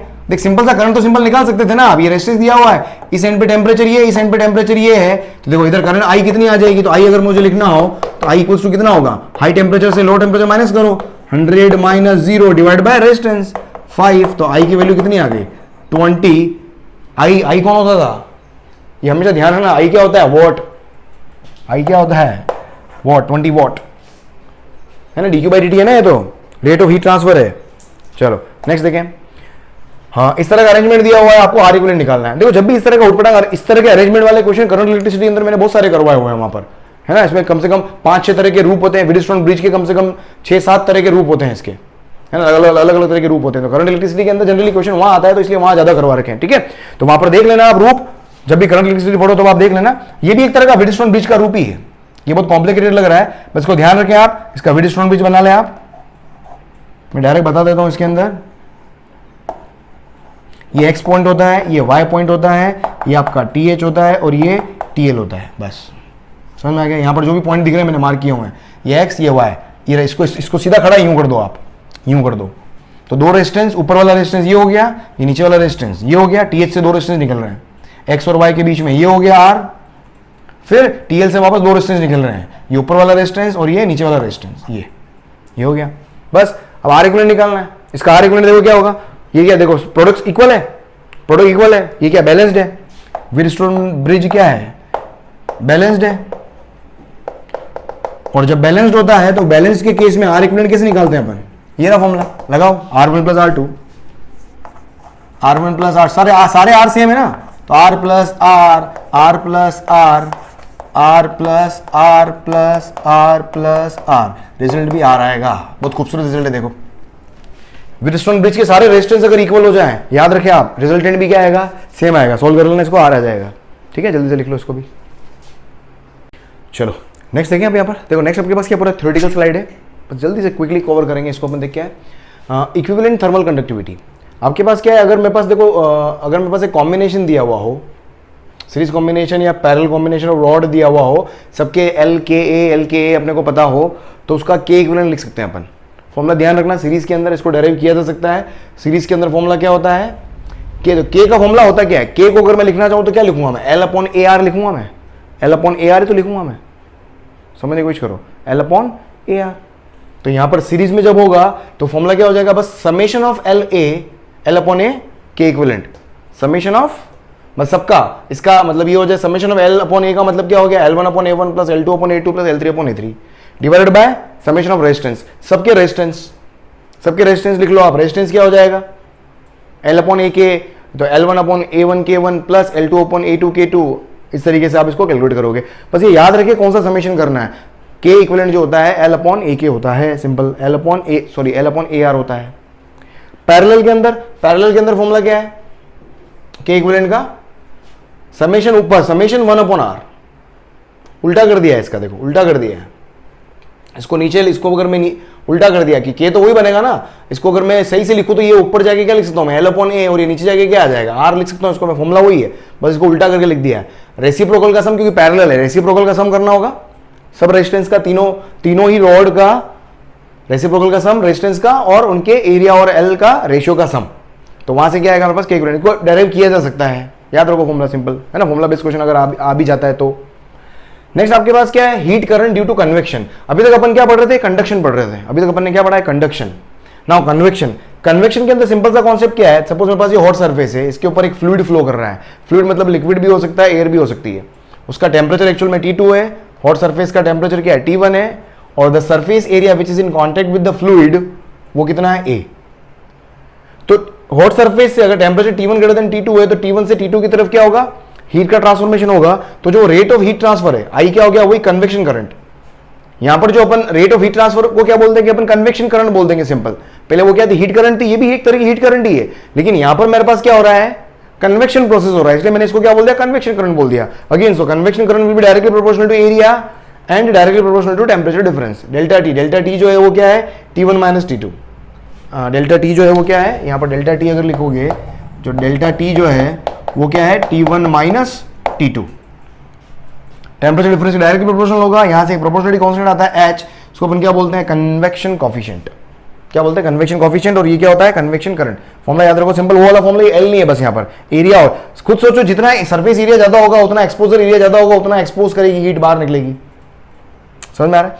देखो नेक्स्ट आपके पास क्या, नेक्स्ट अपने पास क्या, रेडिएशन। नाउ इस यहां से थोड़ा चैप्टर आपको बहुत लोगों को क्या है कि बहुत बड़ा बोरिंग लगता है रेडिएशन के अंदर, क्यों रेडिएशन के अंदर क्या है, बड़े उटपटांग से नाम होते हैं, तो कहीं ना कहीं बहुत सारे बच्चों को इंटरेस्ट लेस हो जाते हैं। तो भाई इंटरेस्ट लेस होने की जरूरत नहीं, बस चुपचाप सुनते चले जाएं। यहाँ पर न्यूमेरिकल भी करवाऊंगा मैं यहाँ पर अजीब अजीब से साइंटिस्ट थे, उनकी अजीब अजीब थ्योरीज हैं यहाँ पर, है तो है, घबराना नहीं है, क्वेश्चन करना है, जो बताऊंगा बिल्कुल एकदम तरीके से छाप लेना दिमाग के अंदर। क्वेश्चन यूं कहीं उठ के आते हैं, बहुत ज्यादा उठपटांग क्वेश्चन नहीं होते हैं इसके अंदर, बिलीव मी, है ना। तो करके जाना, इसको छोड़ के मत जा। बहुत स्टूडेंट छोड़ देते हैं, अरे क्या क्या, छोड़ के जाना ही नहीं है।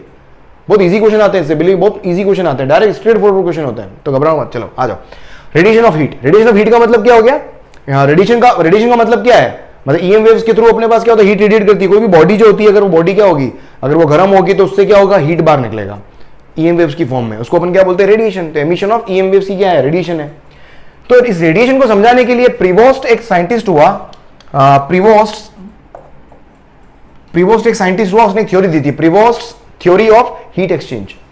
उसने बहुत सारे पॉइंट लिखे, पर सारे पॉइंट को समराइज करके मैंने दो मेजर इंपॉर्टेंट पॉइंट है वो मैंने यहां पर समराइज करके लिखे हैं। क्या है कि किसी भी बॉडी का टेम्परेचर अगर ग्रेटर देन 0 केल्विन है, किसी भी बॉडी का टेम्परेचर अगर ग्रेटर देन 0 केल्विन है, तो बॉडी क्या करती है, हीट रेडिएट करती है, ईएम वेव्स को रेडिएट करती है, और वो भी डिफरेंट वेवलेंथ की।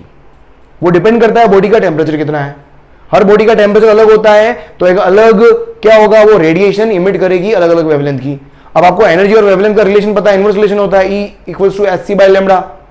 तो जैसे जैसे आप बॉडी का टेम्परेचर बढ़ाओगे, वैसे वैसे बॉडी से हीट रेडिएशन बाहर ज्यादा निकलेगी, एनर्जी ज्यादा वो क्या करेगी, रिलीज करेगी। एनर्जी ज्यादा रिलीज करेगी मतलब निकलने वाली रेडिएशन जो होगी उसका लेमडा कम होगा। आपने देखा हो अक्सर लोहे को गर्म करते हो, आप लोहे को गर्म करते हो, तो जैसे गर्म करते हो वो शुरू में तो उसका कलर धीरे धीरे उसका कलर लाल हो जाता है, फिर रेड के बाद में और ज्यादा गर्म करोगे ना तो बाकी कलर अपीयर होना शुरू हो जाते हैं। सबसे पहले कलर कौन सा दिखेगा, लाल। रेड कलर सबसे पहले अपीयर होता है। रेड कलर सबसे पहले अपीयर क्यों होता है, क्योंकि विबग्योर के अकॉर्डिंग रेडिएशन मतलब आर का वेवलेंथ जो होता है वो सबसे ज्यादा होता है। तो सबसे पहले एनर्जी क्या होगी, तापमान कम है तो एनर्जी कम होगी, तो सबसे पहले रेड कलर दिखेगा। फिर उसके बाद में कौन है, ऑरेंज। फिर उसके बाद कौन कौन आता है, येलो आता है, विबग्योर लिखते हो ना, विबग्योर, येलो, ग्रीन। सोचो बहुत ज्यादा गर्म कर दो तो गायब भी हो जाएगा, सोच के देखना। छोड़ो, भावुक हो जाऊंगा, ज्यादा और ज्यादा अंदर नहीं जाने की जरूरत है। समझ में आ गया, वेरियस वेवलेंथ, ये होता है फर्स्ट पॉइंट। दूसरी चीज उसने क्या बोली, उसने किसी भी बॉडी का सराउंडिंग के साथ में थर्मल इक्विलिब्रियम की बात की। कोई भी मैं सराउंडिंग के साथ में थर्मल इक्विलिब्रियम में कब होऊंगा, अगर मेरा टेम्परेचर, देखो जेन्युइन सी बात है, टेम्परेचर हमेशा 0 केल्विन से ज्यादा ही होंगे सब बॉडी के। मैं एक बॉडी हूं, मेरा टेम्परेचर 0 केल्विन से ज्यादा है, मेरे सराउंडिंग में भी, मेरा सराउंडिंग है, सराउंडिंग का टेम्परेचर भी नेचुरली 0 केल्विन से ज्यादा ही होगा। तो मैं क्या होगा, अब टेम्परेचर डिफरेंस की वजह से क्या होता है, हीट फ्लो होता है। और कोई भी बॉडी का अपना खुद का टेम्परेचर, उसकी वजह से भी क्या होगा, हीट बाहर निकलती है रेडिएशन की फॉर्म में, उसी को अपन क्या बोलते हैं, रेडिएशन बोलते हैं। तो मैं रेडिएट करूंगा एनर्जी, सराउंडिंग भी रेडिएट करेगा मेरी तरफ एनर्जी, क्योंकि उसका भी तो टेम्परेचर 0 केल्विन से ज्यादा है। तो जिस रेट से मैंने एनर्जी को रिलीज किया है, रेट ऑफ हीट रिलीज्ड, जिस रेट से मैं रिलीज कर रहा हूं उसी रेट से मैं वापस एक्वायर भी कर रहा हूं। सराउंडिंग से आने वाली हीट को उसी रेट से अगर मैं एक्वायर भी कर लूं, rate of heat transfer and rate of heat received अगर दोनों इक्वल हो जाएं, इसका मतलब क्या होगा, बॉडी का टेम्परेचर क्या हो जाएगा, कांस्टेंट हो जाएगा। जितनी हीट निकल रही है उतनी हीट वापस ले ली मैंने, तो बॉडी का जो टेम्परेचर होगा वो क्या कांस्टेंट हो जाएगा। तो अपन क्या बोल देंगे, body is in now thermal equilibrium, body is in now thermal equilibrium. तो क्या इसने क्या बोला कि कोई भी एक बॉडी है, उसका टेम्परेचर क्या है, 0 T is greater than 0 kelvin, surrounding है, सराउंडिंग का टेम्परेचर भी ग्रेटर देन 0 केल्विन, सराउंडिंग से बॉडी से बाहर जा रहा है Q1 क्या है, एनर्जी क्या कर दिया है, मिक्स कर दिया, एनर्जी रेडिएट दिमाग बहुत फास्ट चल रहा होगा लिखते वक्त। ये क्या एनर्जी रेडिएटेड है यार, ना इसको सही कर लेना है यार, energy radiated by body to surrounding, body से सराउंडिंग में कितनी एनर्जी गई, और energy taken by body from surrounding कितनी ली। तो इन दोनों का जो रेट होगा अगर इक्वल हो जाए, इसका मतलब मैं क्या बोलूंगा, a body is in thermal equilibrium with surrounding. Simple सा कॉन्सेप्ट है, ठीक है। और आगे बात करते हैं, चलो जल्दी से। देखो नेक्स्ट देखिए, थोड़ा मैंने जैसा कि पहले भी बोला था मैंने, ये अब जो पोर्शन है वो थोड़ा थ्योरेटिकल भी चलेगा, तो फॉर्मूला वगैरह याद रखो। अभी मैं कुछ न्यूमेरिकल करवाऊंगा, है ना, न्यूमेरिकल करवाऊंगा डेफिनेटली फॉर श्योर, कि जहां से न्यूमेरिकल आते हैं, जिस पोर्शन से न्यूमेरिकल आते हैं वहीं से करवा पाऊंगा मैं आपको। तो कुछ थ्योरेटिकल, ये कई बार सीधा क्वेश्चन आ जाता है थ्योरेटिकल, तो फॉर्मूला अपने को याद रखना है, होता क्या है एक्चुअल में। तो अपने पास सबसे पहले क्या है, किरचॉफ्स रेडिएशन लॉ। किरचॉफ ने एक रेडिएशन लॉ दिया था, उसने क्या बोला, उससे पहले इसने जो बोला उसको समझाने से पहले एक चीज बताता हूं मैं आपको। देखो कोई भी एक बॉडी है ना, ये कोई भी एक बॉडी है, इस बॉडी के ऊपर इंसिडेंट एनर्जी EI है। जो भी एनर्जी इंसिडेंट होती है वो तीन पार्ट में स्प्लिट होती है, कुछ पार्ट रिफ्लेक्ट होता है, कुछ पार्ट एब्जॉर्ब होता है, कुछ पार्ट ट्रांसमिट होता है। तो ये क्या होगी, reflected energy, absorbed energy, transmitted energy. तो ये तीनों एनर्जी जो होगी वो किसका सम होगी, इंसिडेंट एनर्जी का सम होगी। ये अपने को समझ में आ गया। अब देखो बॉडी जितना ज्यादा एब्जॉर्ब करेगी उतना ज्यादा उसका टेम्परेचर बढ़ेगा, और जितना ज्यादा टेम्परेचर बढ़ेगा उतना ज्यादा वापस क्या करेगी, वो रेडिएट करेगी। तो जितना कोई भी बॉडी अगर जितना एब्जॉर्ब करती है उतना क्या करती है, रेडिएट भी करती है। तो अपन क्या बोल सकते हैं, a good absorber is also a good emitter. A good absorber is also a good emitter. यही रेडिएशन, किरचॉफ का रेडिएशन लॉ है। This is the radiation law. क्या है देखो, तो absorbed energy EA increases temperature of the body, और temperature increase होगा तो रेडिएशन इंक्रीज होगा। तो क्या यहां से कंक्लूजन क्या है, फाइनली लॉ क्या बोला कि good absorber is a good emitter. A good absorber is a good emitter. This is the law, perfect law, जो अपने को आता है समझ में। नेक्स्ट देखिए आप, यहां से तीन तरह के कोफिशिएंट डिफाइन हुए हैं, रिफ्लेक्टेंस, एब्जॉर्बटेंस, ट्रांसमिटेंस।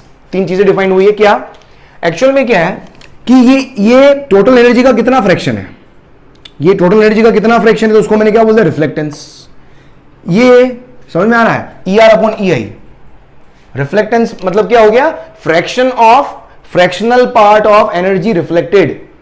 टोटल का कितना एनर्जी रिफ्लेक्ट हुआ वो होता है, उस रेशियो को अपन बोलते हैं रिफ्लेक्टेंस। ये यूनिटलेस होगा, समझ में आ रहा है। एब्जॉर्बटेंस नाम से समझ में आ रहा है, कितना फ्रैक्शन एब्जॉर्ब हुआ, एब्जॉर्बटेंस। कितना फ्रैक्शन ट्रांसमिट हुआ, ट्रांसमिटेंस। अब देखो यहां से मैं दोनों तरफ EI से डिवाइड कर दूं, दोनों तरफ EI से डिवाइड कर दूं, तीनों का सम 1 आएगा मेरे पास। इधर EI लिखा तो ये 1 हो गया, और ER upon EI, EA upon EI, ET upon EI, ये कौन हो गया, R plus A plus T। तो यहां से पॉइंट निकाला मैंने, R plus A plus T क्या आ जाएगा, इसका सम क्या आ जाएगा, 1। अब अगर मैं बोलता हूं कि कोई बॉडी सिर्फ रिफ्लेक्ट करती, सारा का सारा एनर्जी को रिफ्लेक्ट कर देती है, सारी की सारी एनर्जी को रिफ्लेक्ट कर देती है, इसका मतलब EA और ET 0 हो गया। EA और ET 0 हो गया, इसका मतलब स्मॉल a और स्मॉल t क्या हो जाएंगे, 0 हो जाएंगे। तो मेरे पास यहां पर स्मॉल a स्मॉल t 0 हो गए, तो बचा क्या, तो r की वैल्यू क्या आ जाएगी, 1 आ जाएगी। मतलब परफेक्ट रिफ्लेक्टर है तो उसके r की वैल्यू क्या आएगी, 1। परफेक्ट एब्जॉर्बर है तो उसकी a की वैल्यू क्या आएगी, 1। परफेक्ट ट्रांसमीटर है तो उसके t की वैल्यू क्या आएगी, 1। बाकी सब क्या हो जाएंगे, 0 हो जाएंगे। क्लियर। चलो आगे देखें, ब्लैक बॉडी।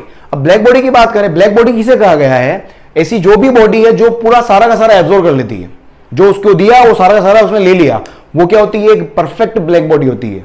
अब सोचो अगर आप सारी एनर्जी ले लेते हो, एब्जॉर्ब कर लेते हो, और एनर्जी एब्जॉर्ब करने के बाद में भाई किरचॉफ रेडिएशन लॉ क्या बोलता है, you will be eligible to radiate more. तो जितना एब्जॉर्ब करोगे उतना रेडिएट भी करोगे। तो ब्लैक बॉडी किसे कहा गया है, जो 100% एब्जॉर्ब भी करता हो और उतना ही 100% वापस क्या करेगा, और रेडिएट भी करेगा। उसको अपन ने क्या बोल दिया है, परफेक्ट ब्लैक बॉडी। उसको क्या बोल दिया अपने, परफेक्ट ब्लैक बॉडी। तो परफेक्ट ब्लैक बॉडी क्या होगी, a body which absorbs 100% energy and also emits 100%, और 100% इमिट भी करता है। ये आइडियल ब्लैक बॉडी की बात हो रही है, पर आइडियली ब्लैक बॉडी तो होती नहीं है, लेकिन फिर भी क्लोज टू ब्लैक बॉडी किसको कहा गया है, चारकोल। चारकोल क्या करता है, 98% तक एनर्जी को क्या करता है, एब्जॉर्ब कर सकता है। इसके अलावा अगर rough surface of black print, कोई रफ सरफेस लिया उसके ऊपर आप ब्लैक प्रिंट कर दो आप, तो वो भी क्या करेगा, 100% ऑलमोस्ट ब्लैक बॉडी की तरह ट्रीट करता है। ठीक है।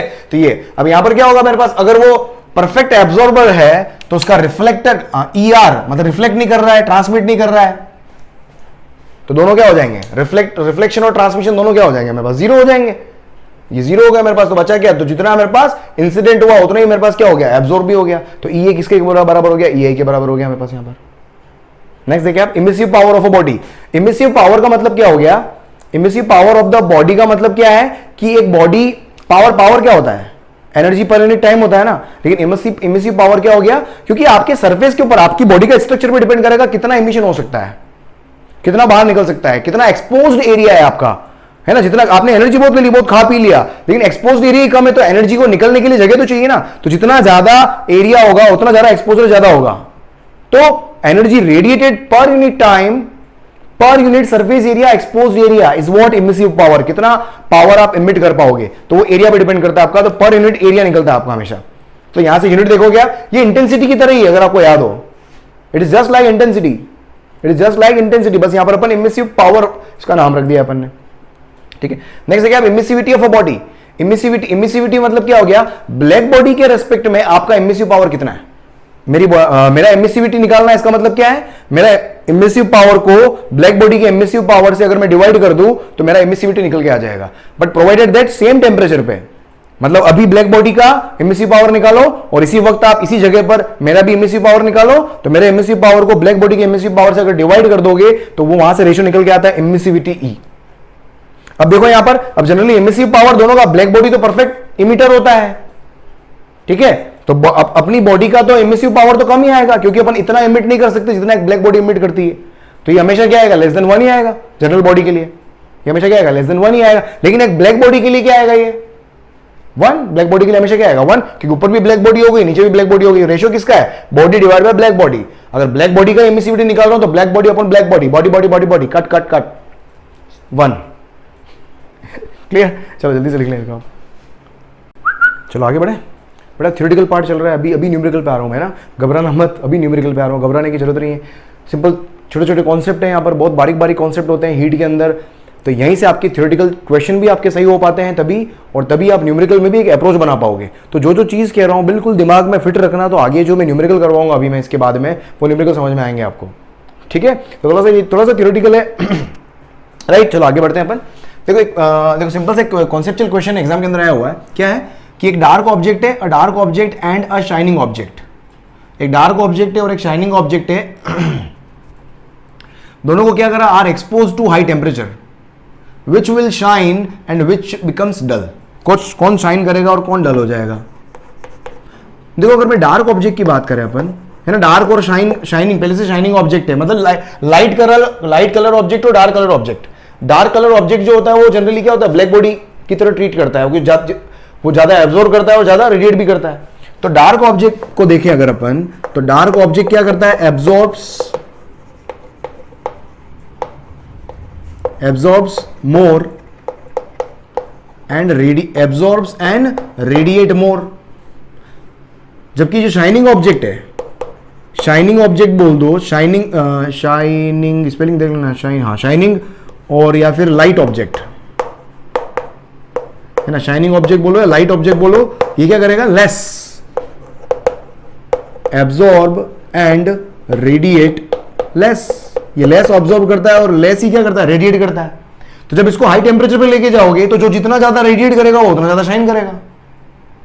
जब इसको डार्क को, तो फाइनली क्या, तो डार्क तो जो डार्क जो होगा वो तो क्या करेगा, शाइन करेगा,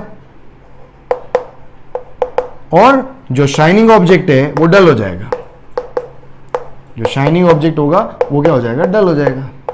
समझ में आ रहा है, क्योंकि रेडिएट करोगे तभी तो मुझे एनर्जी दिखेगी, कोई रेडिएट ही नहीं कर रहा है तो कहां से नजर आएगा अपने को, राइट। तो परफेक्ट एब्जॉर्बर जो है वही ज्यादा रेडिएट करता है।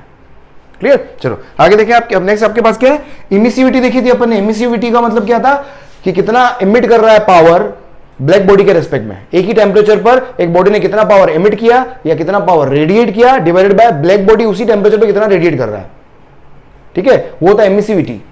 अगर मुझे एब्जॉर्बिटी निकालना है तो इसका मतलब क्या हो गया, कितना एब्जॉर्ब कर रहा है कोई भी body divided by black body उसी टेम्परेचर पर कितना एब्जॉर्ब करता है, ये हो गया। तो power absorb by the body divided by power absorb by black body at same temperature.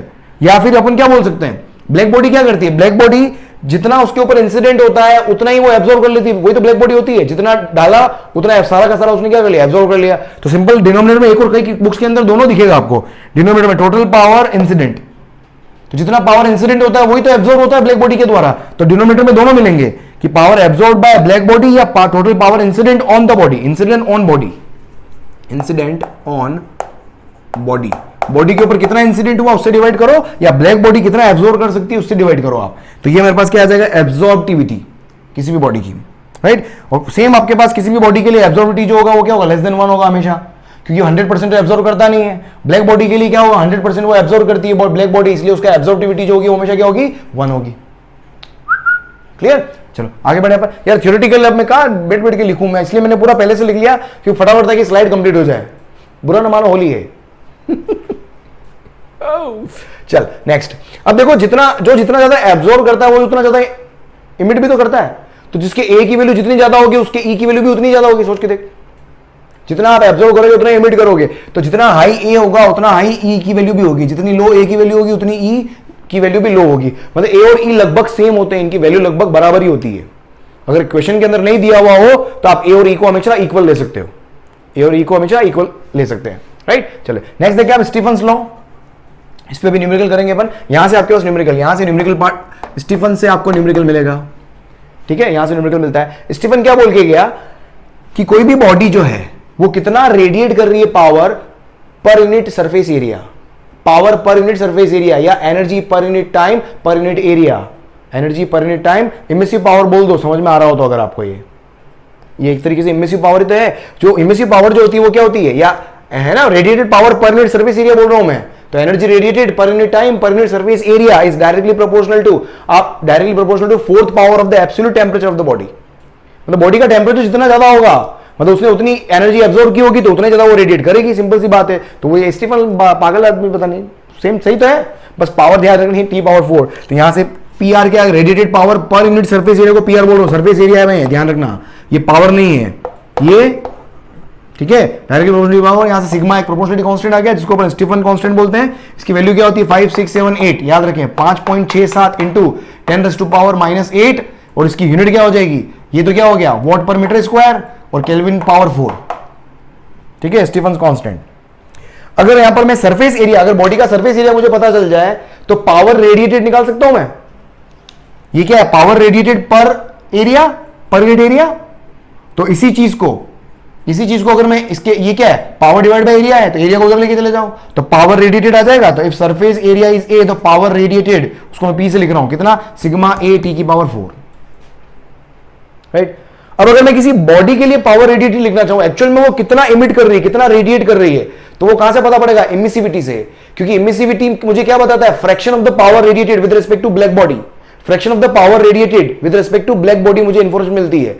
तो मैं क्या करूं, तो इमिसिविटी एक तरीके से फ्रैक्शन बताता है। तो इमिसिविटी का फॉर्मूला क्या था, इमिसिविटी मेरे पास क्या था, बॉडी का power radiated divided by black body का पावर रेडिएटेड। तो क्या करूं, जो ब्लैक बॉडी की पावर रेडिएटेड को अगर मैं ई से मल्टीप्लाई कर दूंगा तो क्या आ जाएगा, power radiated by general body आ जाएगा। तो किसी भी जनरल बॉडी का तो radiated power for a general body कैसे निकालोगे, ई से मल्टीप्लाई कर दो, ई से मल्टीप्लाई कर दो किसको, पावर ऑफ ब्लैक बॉडी को। तो यहां से मेरे पास क्या आ जाएगा, ये रेडिएटेड पावर आ जाएगा किसका, जनरल बॉडी के लिए। तो सिग्मा, तो क्या हो गया, तो पावर कितना आ गया, sigma e A T to the power 4। ये आपका परफेक्ट फॉर्मूला है किसका, power radiated by any body, power radiated by any body. उसके अंदर ई सिग्मा भी होता है, ई भी होता है, क्योंकि ई की वैल्यू जनरली कई बुक में आपको ई की वैल्यू ये 1 दे देंगे, मतलब आप वो परफेक्ट ब्लैक बॉडी की बात कर रहे हो, ठीक है। कहीं पे सिर्फ सिग्मा टी की पावर 4 लिखा हुआ है, इसका मतलब वो यहां पर जो लिखा हुआ है वो क्या है, power radiated per unit surface area है। तो ये कंफ्यूजन बहुत बार होता है, ये कंफ्यूजन क्रिएट होता है, तो इस कंफ्यूजन को क्लियर कर लेते हैं। एक एक चीज मैंने स्टेप बाय लिख दी है यहां पर, तो आपको एकदम क्लियर हो जाएगा, ठीक है। आगे देखें आप, अब मुझे निकालना है कि एक बॉडी कितना हीट लॉस करता है। एक बॉडी से हीट लॉस कितना होगा कैसे डिसाइड होगा, मेरे पास मेरा टेम्परेचर है, सराउंडिंग में भी टेम्परेचर है। अपन ने देखा था थर्मल इक्विलिब्रियम कब देखा था अपन ने, जितना रेट से मैं हीट लॉस कर रहा हूं उसी रेट से अगर मैं हीट ले भी रहा हूं तो क्या होगा, थर्मल इक्विलिब्रियम में रहूंगा मैं। तो मैं क्या करूं, जितना हीट मैंने बाहर निकाला और जितना हीट लिया मैंने उसको मैं माइनस कर दूं तो क्या मेरे से हीट लॉस निकल जाएगा। भाई हीट जितनी बाहर निकल रही है उसमें से मैं क्या निकाल दूं, क्या माइनस कर दूं, सराउंडिंग से जो हीट मेरी तरफ आ रही थी उसको मैं माइनस कर दूं तो मेरे पास क्या आ जाएगा, कितना हीट मैंने एक्चुअल में बाहर निकाला, उसी को अपन अपने से बाहर जो निकल रहा है वही तो लॉस है। तो रेट ऑफ हीट लॉस या पावर लॉस, रेट वर्ड हो रहा है इसका मतलब डिवाइड में टाइम है, तो रेट ऑफ हीट लॉस बोलो या पावर लॉस बोलो। पावर लॉस का मतलब हीट होता है, heat energy per unit time. तो देखो रेट ऑफ, तो पावर रेडिएटेड मतलब बाहर कितनी निकली, ये रही, अंदर कितनी आई, अंदर कहां से आ रही है, सराउंडिंग से आ रही है, तो टी की जगह क्या आ जाएगा, सराउंडिंग का टेम्परेचर, या सराउंडिंग से जो आ रहा है वो मैं एब्जॉर्ब कर रहा हूं, सराउंडिंग से जो आ रहा है वो मैं एब्जॉर्ब कर रहा हूं। तो सिंपल फॉर्मूला क्या हो जाएगा, ई की जगह क्या आ जाएगा, एब्जॉर्बिविटी या एमिसिविटी मतलब पावर रेडिएटेड, और एब्जॉर्बिविटी मतलब पावर एब्जॉर्ब्ड। तो पावर एब्जॉर्ब का फॉर्मूला क्या हो जाएगा, सिग्मा तो सिग्मा ही रहेगा, ई की जगह ए आ जाएगा, बाकी सब सेम हो जाएंगे। और क्या है, सरफे, ये सराउंडिंग का टेम्परेचर है, दिस इज व्हाट सराउंडिंग।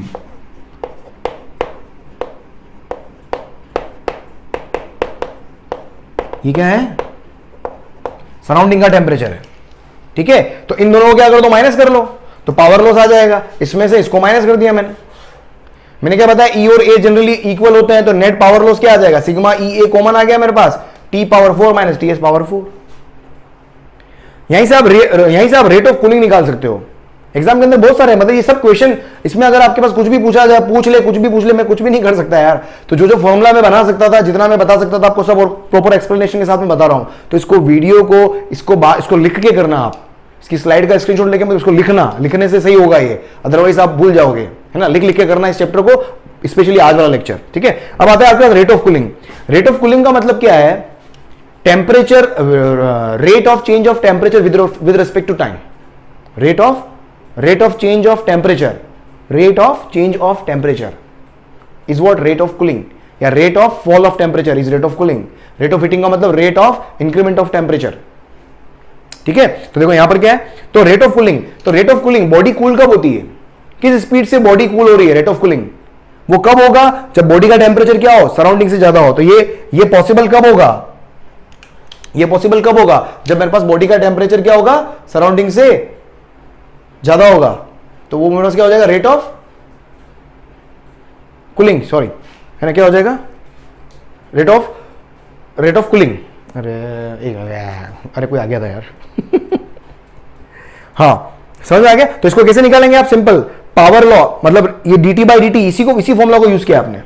इस फॉर्मूला को अगर आप देखोगे, पावर लॉस कैसे लिखोगे आप, dq बाई dt। dq को क्या लिख दो आप, ms डेल्टा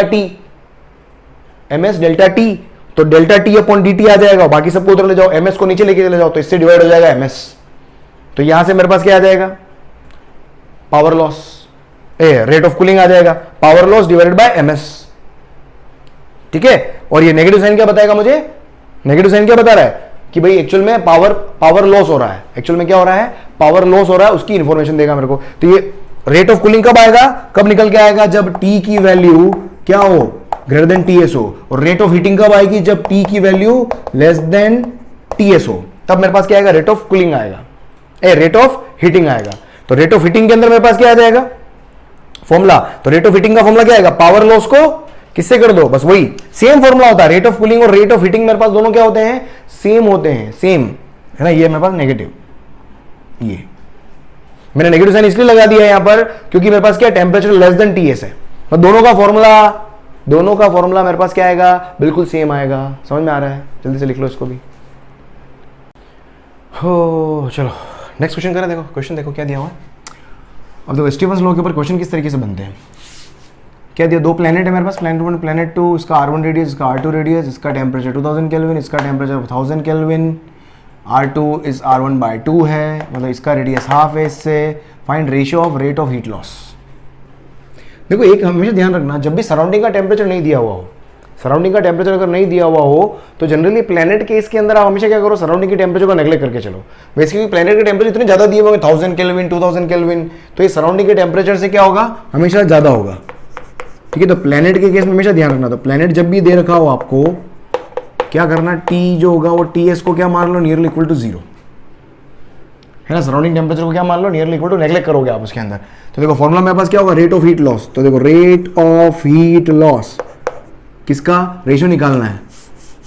पहली बात तो रेट ऑफ हीट लॉस का फॉर्मूला देख लो, रेट ऑफ हीट लॉस वो रहा formula, sigma e A T की पावर 4, ये रेट ऑफ हीट लॉस है, ठीक है। अब देखो यहां से सिग्मा तो कांस्टेंट है, ई भी कांस्टेंट है क्योंकि ई और उसकी बात नहीं की हुई है, बस रेडियस चेंज है इसलिए एरिया वेरिएबल है, और टेम्परेचर चेंज है इसलिए टेम्परेचर भी वेरिएबल है। तो rate of heat loss 1 divided by rate of heat loss 2 equals to किसका रेशियो होगा, A1T क्या हो जाएगा, ये A1 power 4 sorry A1T1 4 upon A2 T2 power 4 A1। A1 क्या होगा आपका? A1 इसका सरफेस एरिया। सरफेस एरिया हमेशा क्या होता है? रेडियस के 4 पाई आर स्क्वायर। स्फेरिकल प्लैनेट क्या होता है? स्फेरिकल बॉडी होती है, तो 4 पाई आर स्क्वायर। तो ये क्या हो जाएगा? R1 square. तो ये आ जाएगा R1 स्क्वायर, और ये हो जाएगा तुम्हारा कितना? T1 की पावर 4। T1 कितना है देखो? 2000 की पावर 4, और इधर आ जाएगा मेरे पास R2 स्क्वायर, और ये हो जाएगा कितना? 1000 की पावर 4। 0 0 0 तो कैंसिल हो जाएंगे। तो देखो यहां से मेरे पास क्या आ गया फाइनली? तो ये रेशियो मेरे पास निकल के आएगा R1 upon R2। R1 upon R2 कितना है? 2 टाइम्स है। R2 इधर लाओ, तो ये हो जाएगा 2। तो ये हो जाएगा मेरे पास 2 का स्क्वायर और multiplied by 2 to the power 4। कितना आ गया? 2 दूनी 4 दूनी 8 दूनी 16 दूनी 32 दूनी 64, ये आ जाएगा 64। 2 की पावर 6 हो गया ना ये। क्लियर? और आगे बढ़े। चल नेक्स्ट क्वेश्चन देखो। अगेन 2 प्लैनेट दिए हुए हैं आपको, या कोई भी 2 बॉडी है, स्फेरिकल बॉडी है मेरे पास। इसका रेडियस R1, इसका रेडियस R2, सराउंडिंग का टेम्परेचर TS, खुद का temperature T, density rho, specific capacity S, सब कुछ सेम है भाई। चाहता क्या है? रेडियस अलग है बस, और उसमें भी R1 ग्रेटर देन R2 है। आपको क्या करना है? Comment on rate of heat loss and rate of cooling. देखो रेट ऑफ हीट लॉस तो अपन ने अभी देखा। रेट ऑफ हीट लॉस जो होता है वो क्या था अपने पास? Sigma E/A/T power 4। अब देखो यहां पर मेरे पास क्या है? टेम्परेचर दोनों का सेम है, दोनों को कंपेयर करना है। तो देखना यहां पर, या अगर मैं यहां पर सराउंडिंग का टेम्परेचर भी दिया हुआ है तो क्या हो जाएगा? ये T4 TS पावर 4। अब देखो सब कुछ सेम है, TS सेम है, देखो सिग्मा सेम है, E सेम है, TS सेम है ना? ये सेम, ये सेम, ये सेम, ये सेम। तो देखो रेट ऑफ हीट लॉस यहां पर डायरेक्टली प्रोपोर्शनल किसके हो गया? एरिया के। और एरिया डायरेक्टली प्रोपोर्शनल किसके हो गया? R स्क्वायर के। डायरेक्टली प्रोपोर्शनल किसके हो गया? R स्क्वायर के। तो रेट ऑफ हीट लॉस जो होगा वो पहले, R1 क्या है? ग्रेटर देन R2 है ना। तो रेट ऑफ हीट लॉस यहां पर क्या है मेरे पास? R1 जो है वो क्या है? ग्रेटर देन R2 है। तो रेट ऑफ हीट लॉस, अरे मेरे लाल, R1 क्या है? ग्रेटर देन R2 है। तो यहां से मैं क्या लिख सकता हूं? तो रेट ऑफ हीट लॉस 1 के लिए ज्यादा होगा किससे? 2 से। ये समझ में आ गया आपने? सेकंड पार्ट देखो, ये इसका फर्स्ट पार्ट हो गया। सेकंड पार्ट देखो, rate of cooling. Rate of cooling का फॉर्मूला जो रेट ऑफ कूलिंग जो थी वो क्या थी मेरे पास? Power loss. इसको ms से डिवाइड कर दो तो रेट ऑफ कूलिंग आ जाती है। तो वो था sigma E/A/T power 4 TS power 4 upon m into S। अब देखो यहां पर मेरे पास क्या है? अब यहां पर और देखो, डेंसिटी और S भी सेम है, तो S भी सेम हो गया, मास अलग है। तो देखो इसको क्या लिख सकता हूं मैं रिवाइज करके? Sigma E/A/T power 4 minus TS power 4 divided by mass को क्या लिखूंगा? Density into volume. तो ये हो जाएगा 4/3 पाई R cube and multiplied by S। अगर स्फीयर मान लो यार, ये स्फीयर मान लो है ना, दोनों स्फीयर है।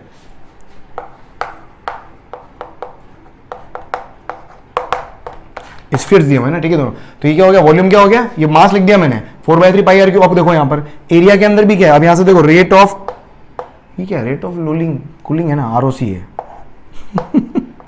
तो देखो रेट ऑफ कूलिंग, अब देखो किसके डायरेक्टली प्रोपोर्शनल आएगा? सिग्मा, देखो यहां पर क्या है? Sigma constant, E constant, T4 constant, TS constant, S constant, pi constant, 4/3 constant, rho constant. अबे सब कांस्टेंट है क्या? रेडियस, बस रेडियस अलग अलग है ना। तो यहां पर देखो ऊपर क्या है मेरे पास? R स्क्वायर यहां पर है, इसमें भी तो R स्क्वायर आएगा, 4 पाई R स्क्वायर, और नीचे क्या हो गया? R क्यूब, तो 1 अपॉन R। तो रेट ऑफ कूलिंग क्या हो गया? Inversely proportional to R। बस, तो यहां से मेरे पास कौन ज्यादा है? R1 ग्रेटर देन R2 है, तो रेट ऑफ कूलिंग जो होगा 1 का कम आएगा 2 से। समझ में आ गया? ये आपका आंसर आ गया। अरे क्लियर? 1 का रेडियस ज्यादा है तो कूलिंग उसकी कम होगी, क्योंकि इनवर्स रिलेशन है मेरे पास R square upon R cube. देखो और देखो यहां पर मेरे पास क्या, आप देखो एक सॉलिड स्फीयर है, एक होलो स्फीयर है, सेम क्वेश्चन करना है वापस। TS same, T same, S same, और ये सॉलिड है और ये होलो है। तो बस देख लो यहाँ पर रेडियस भी दोनों का सेम है। तो सबसे पहले बात करते हैं सॉल्यूशन की। देख रेट ऑफ हीट लॉस, तो देख रेट ऑफ हीट लॉस जो है वो क्या है मेरे पास? सिग्मा, बार बार परेशान हो गया रे मैं तो यार। T4 माइनस, समझ में आ गया होगा आपको क्वेश्चन कैसे करना है आई थिंक, ठीक है। अब देखो अब यहाँ पर E सेम, सिग्मा सेम दोनों का, E सेम, सिग्मा तो कांस्टेंट है ना, ई कोई ई नहीं दिया हुआ, मतलब इमिसिविटी दोनों की सेम, एरिया रेडियस सेम आ गया तो एरिया भी अब सेम आ गया है। अबे अरे साला दोनों का सेम हो गया क्या, देख सब कुछ सेम है ना, सब कुछ सेम है, 1 2 3 4 5 सब सेम है, तो ROHL1 इक्वल्स टू ROHL2, ये फर्स्ट का आंसर भाई, ठीक है, क्योंकि सब सेम आ गया था रेडियस। उसके बाद देखो आप क्या है, अब ये सॉलिड और होलो है, अब मैं इसका इफेक्ट आएगा देखो आरओसी पे, रेट ऑफ कूलिंग पे, रेट ऑफ कूलिंग के अंदर मास अवेलेबल है, तो रेट ऑफ कूलिंग में देखोगे वो क्या होता है, power loss upon MS, power loss तो दोनों में सेम है, पावर लॉस तो दोनों में सेम आ गया ना, ये वाली वैल्यू दोनों के लिए सेम आ रही है, तो अभी और एस भी दोनों के लिए सेम है, तो आरओसी जो है वो इनवर्सली प्रोपोर्शनल टू किसके हो गया, मास के, अगर आपको यहां पर समझ में आ रहा हो तो इनवर्सली प्रोपोर्शनल किसके हो गया, मास के हो गया, मास किसका ज्यादा होगा, सॉलिड का ज्यादा होगा, तो mass of 1 is greater then mass of 2, so rate of cooling 1 का कम होगा किससे, सेकंड से। चल भाई निपट, क्लियर। देख और क्वेश्चन देखो, और क्या दिया हुआ है, a metal wire of temperature 3000 kelvin and radius 0.75 mm, एक मेटल वायर है, उसका टेम्परेचर दिया हुआ है, ठीक है, रेडियस दिया हुआ है, find radiation emission, radiation emission rate, ये रेडिएशन इमिशन रेट का मतलब वापस वही हो गया, रेट ऑफ हीट लॉस, किस रेट से रेडिएशन इमिट कर रहे हो उसी को अपन रेट ऑफ हीट लॉस बोलते हैं अपन।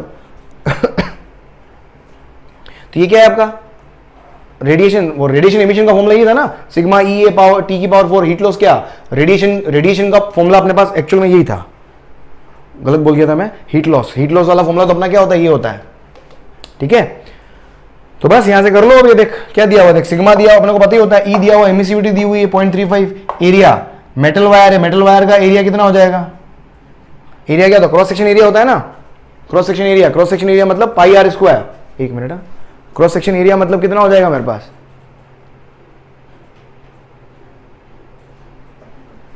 एरिया मतलब क्या होता है यहां पर, यार इसमें कुछ गड़बड़ कर दिया मेरे को लग रहा है,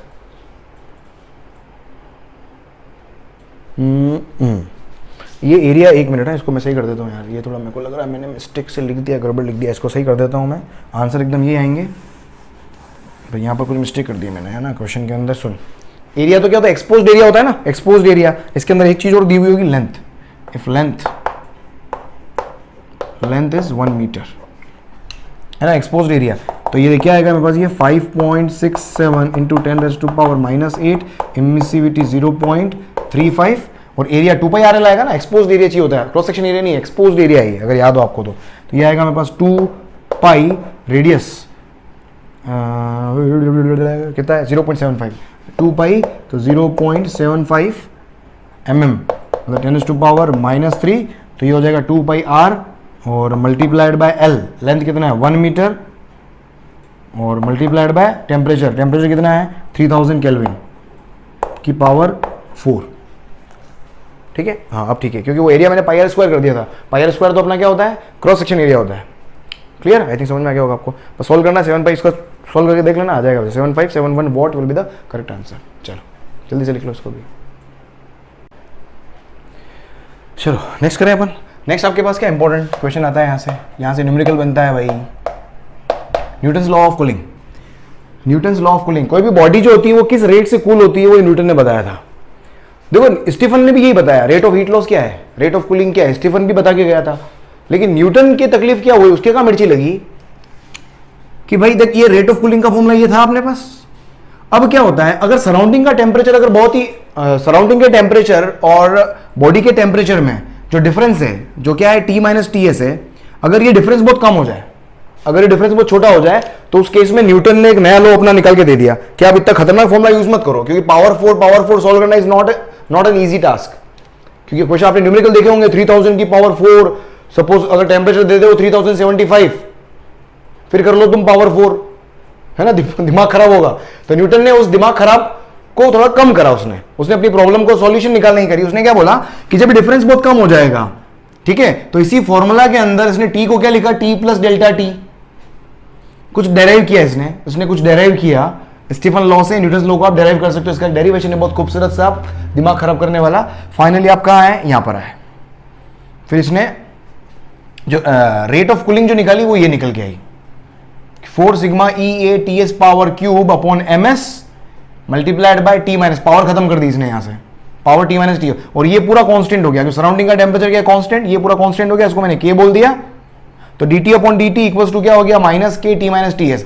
तो एक इक्वेशन ये याद रखना न्यूमेरिकल के अंदर, एक ये इक्वेशन बहुत इंपॉर्टेंट है, ठीक है। अब मैंने यहां पर क्या लिखा है याद रखना, ये जो चीज मैंने लिखी है कि if temperature of the body changes from T1 to T, from T equals to 0 to T, मतलब बॉडी का टेम्परेचर T1 से T जा रहा है, मतलब इनिशियल टेम्परेचर T1 है और फाइनल टेम्परेचर क्या है, T है, ठीक है। तो इनिशियल टेम्परेचर T1 हो गया। तो यहां पर अगर आप दोनों, अब इसको क्या करो, सॉल्व करो आप, dt के नीचे t माइनस टी एस ले लो, dt को उधर ले लो, इंटीग्रेशन करो, ये इंटीग्रेशन क्या बनेगा, 1 upon T minus T S का इंटीग्रेशन क्या आएगा, log t minus T S, और इसकी लिमिट लगाओगे आप कहां से कहां तक, T1 से लेके T तक, लिमिट सॉल्व करोगे, ये इक्वेशन आएगी, इक्वेशन नंबर 2, ये भी काम की इक्वेशन है, ये दोनों न्यूमेरिकल, ये न्यूमेरिकल में एक ये इक्वेशन काम आती है और न्यूमेरिकल के अंदर ये इक्वेशन काम आती है। दो तरह के न्यूमेरिकल बन रहे हैं, दो तरह के न्यूमेरिकल आपको बता दूंगा, बस दो ही तरह के न्यूमेरिकल आते हैं न्यूटन्स लॉज ऑफ कूलिंग के अंदर, ठीक है।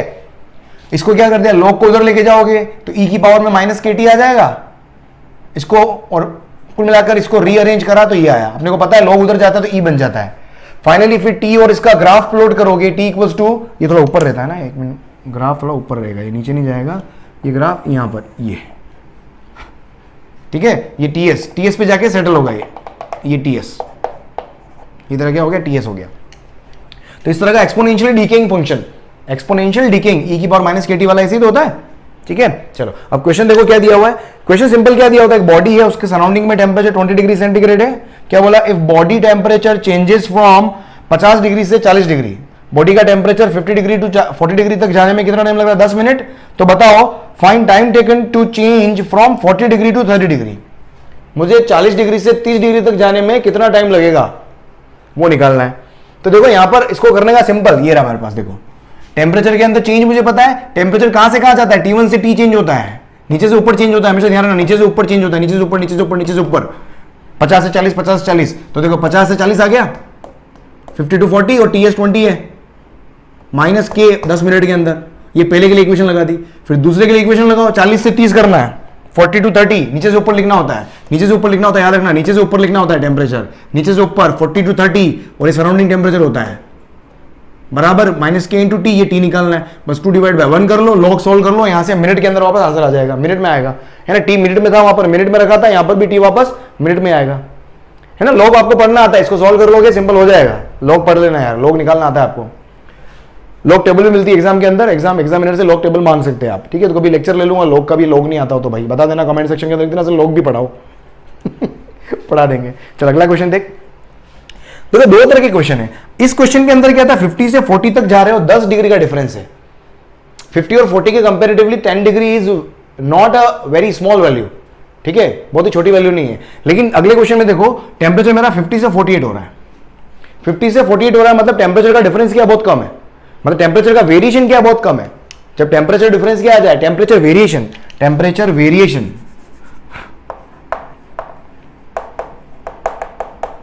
टेम्परेचर का वेरिएशन अगर स्मॉल हो जाए तो कहां चलो, सीधा इस पे आ जाओ। मैंने बोला दो फॉर्मूले यूज करने हैं, एक तो ये लार्ज वेरिएशन के लिए, ये स्मॉल वेरिएशन के लिए।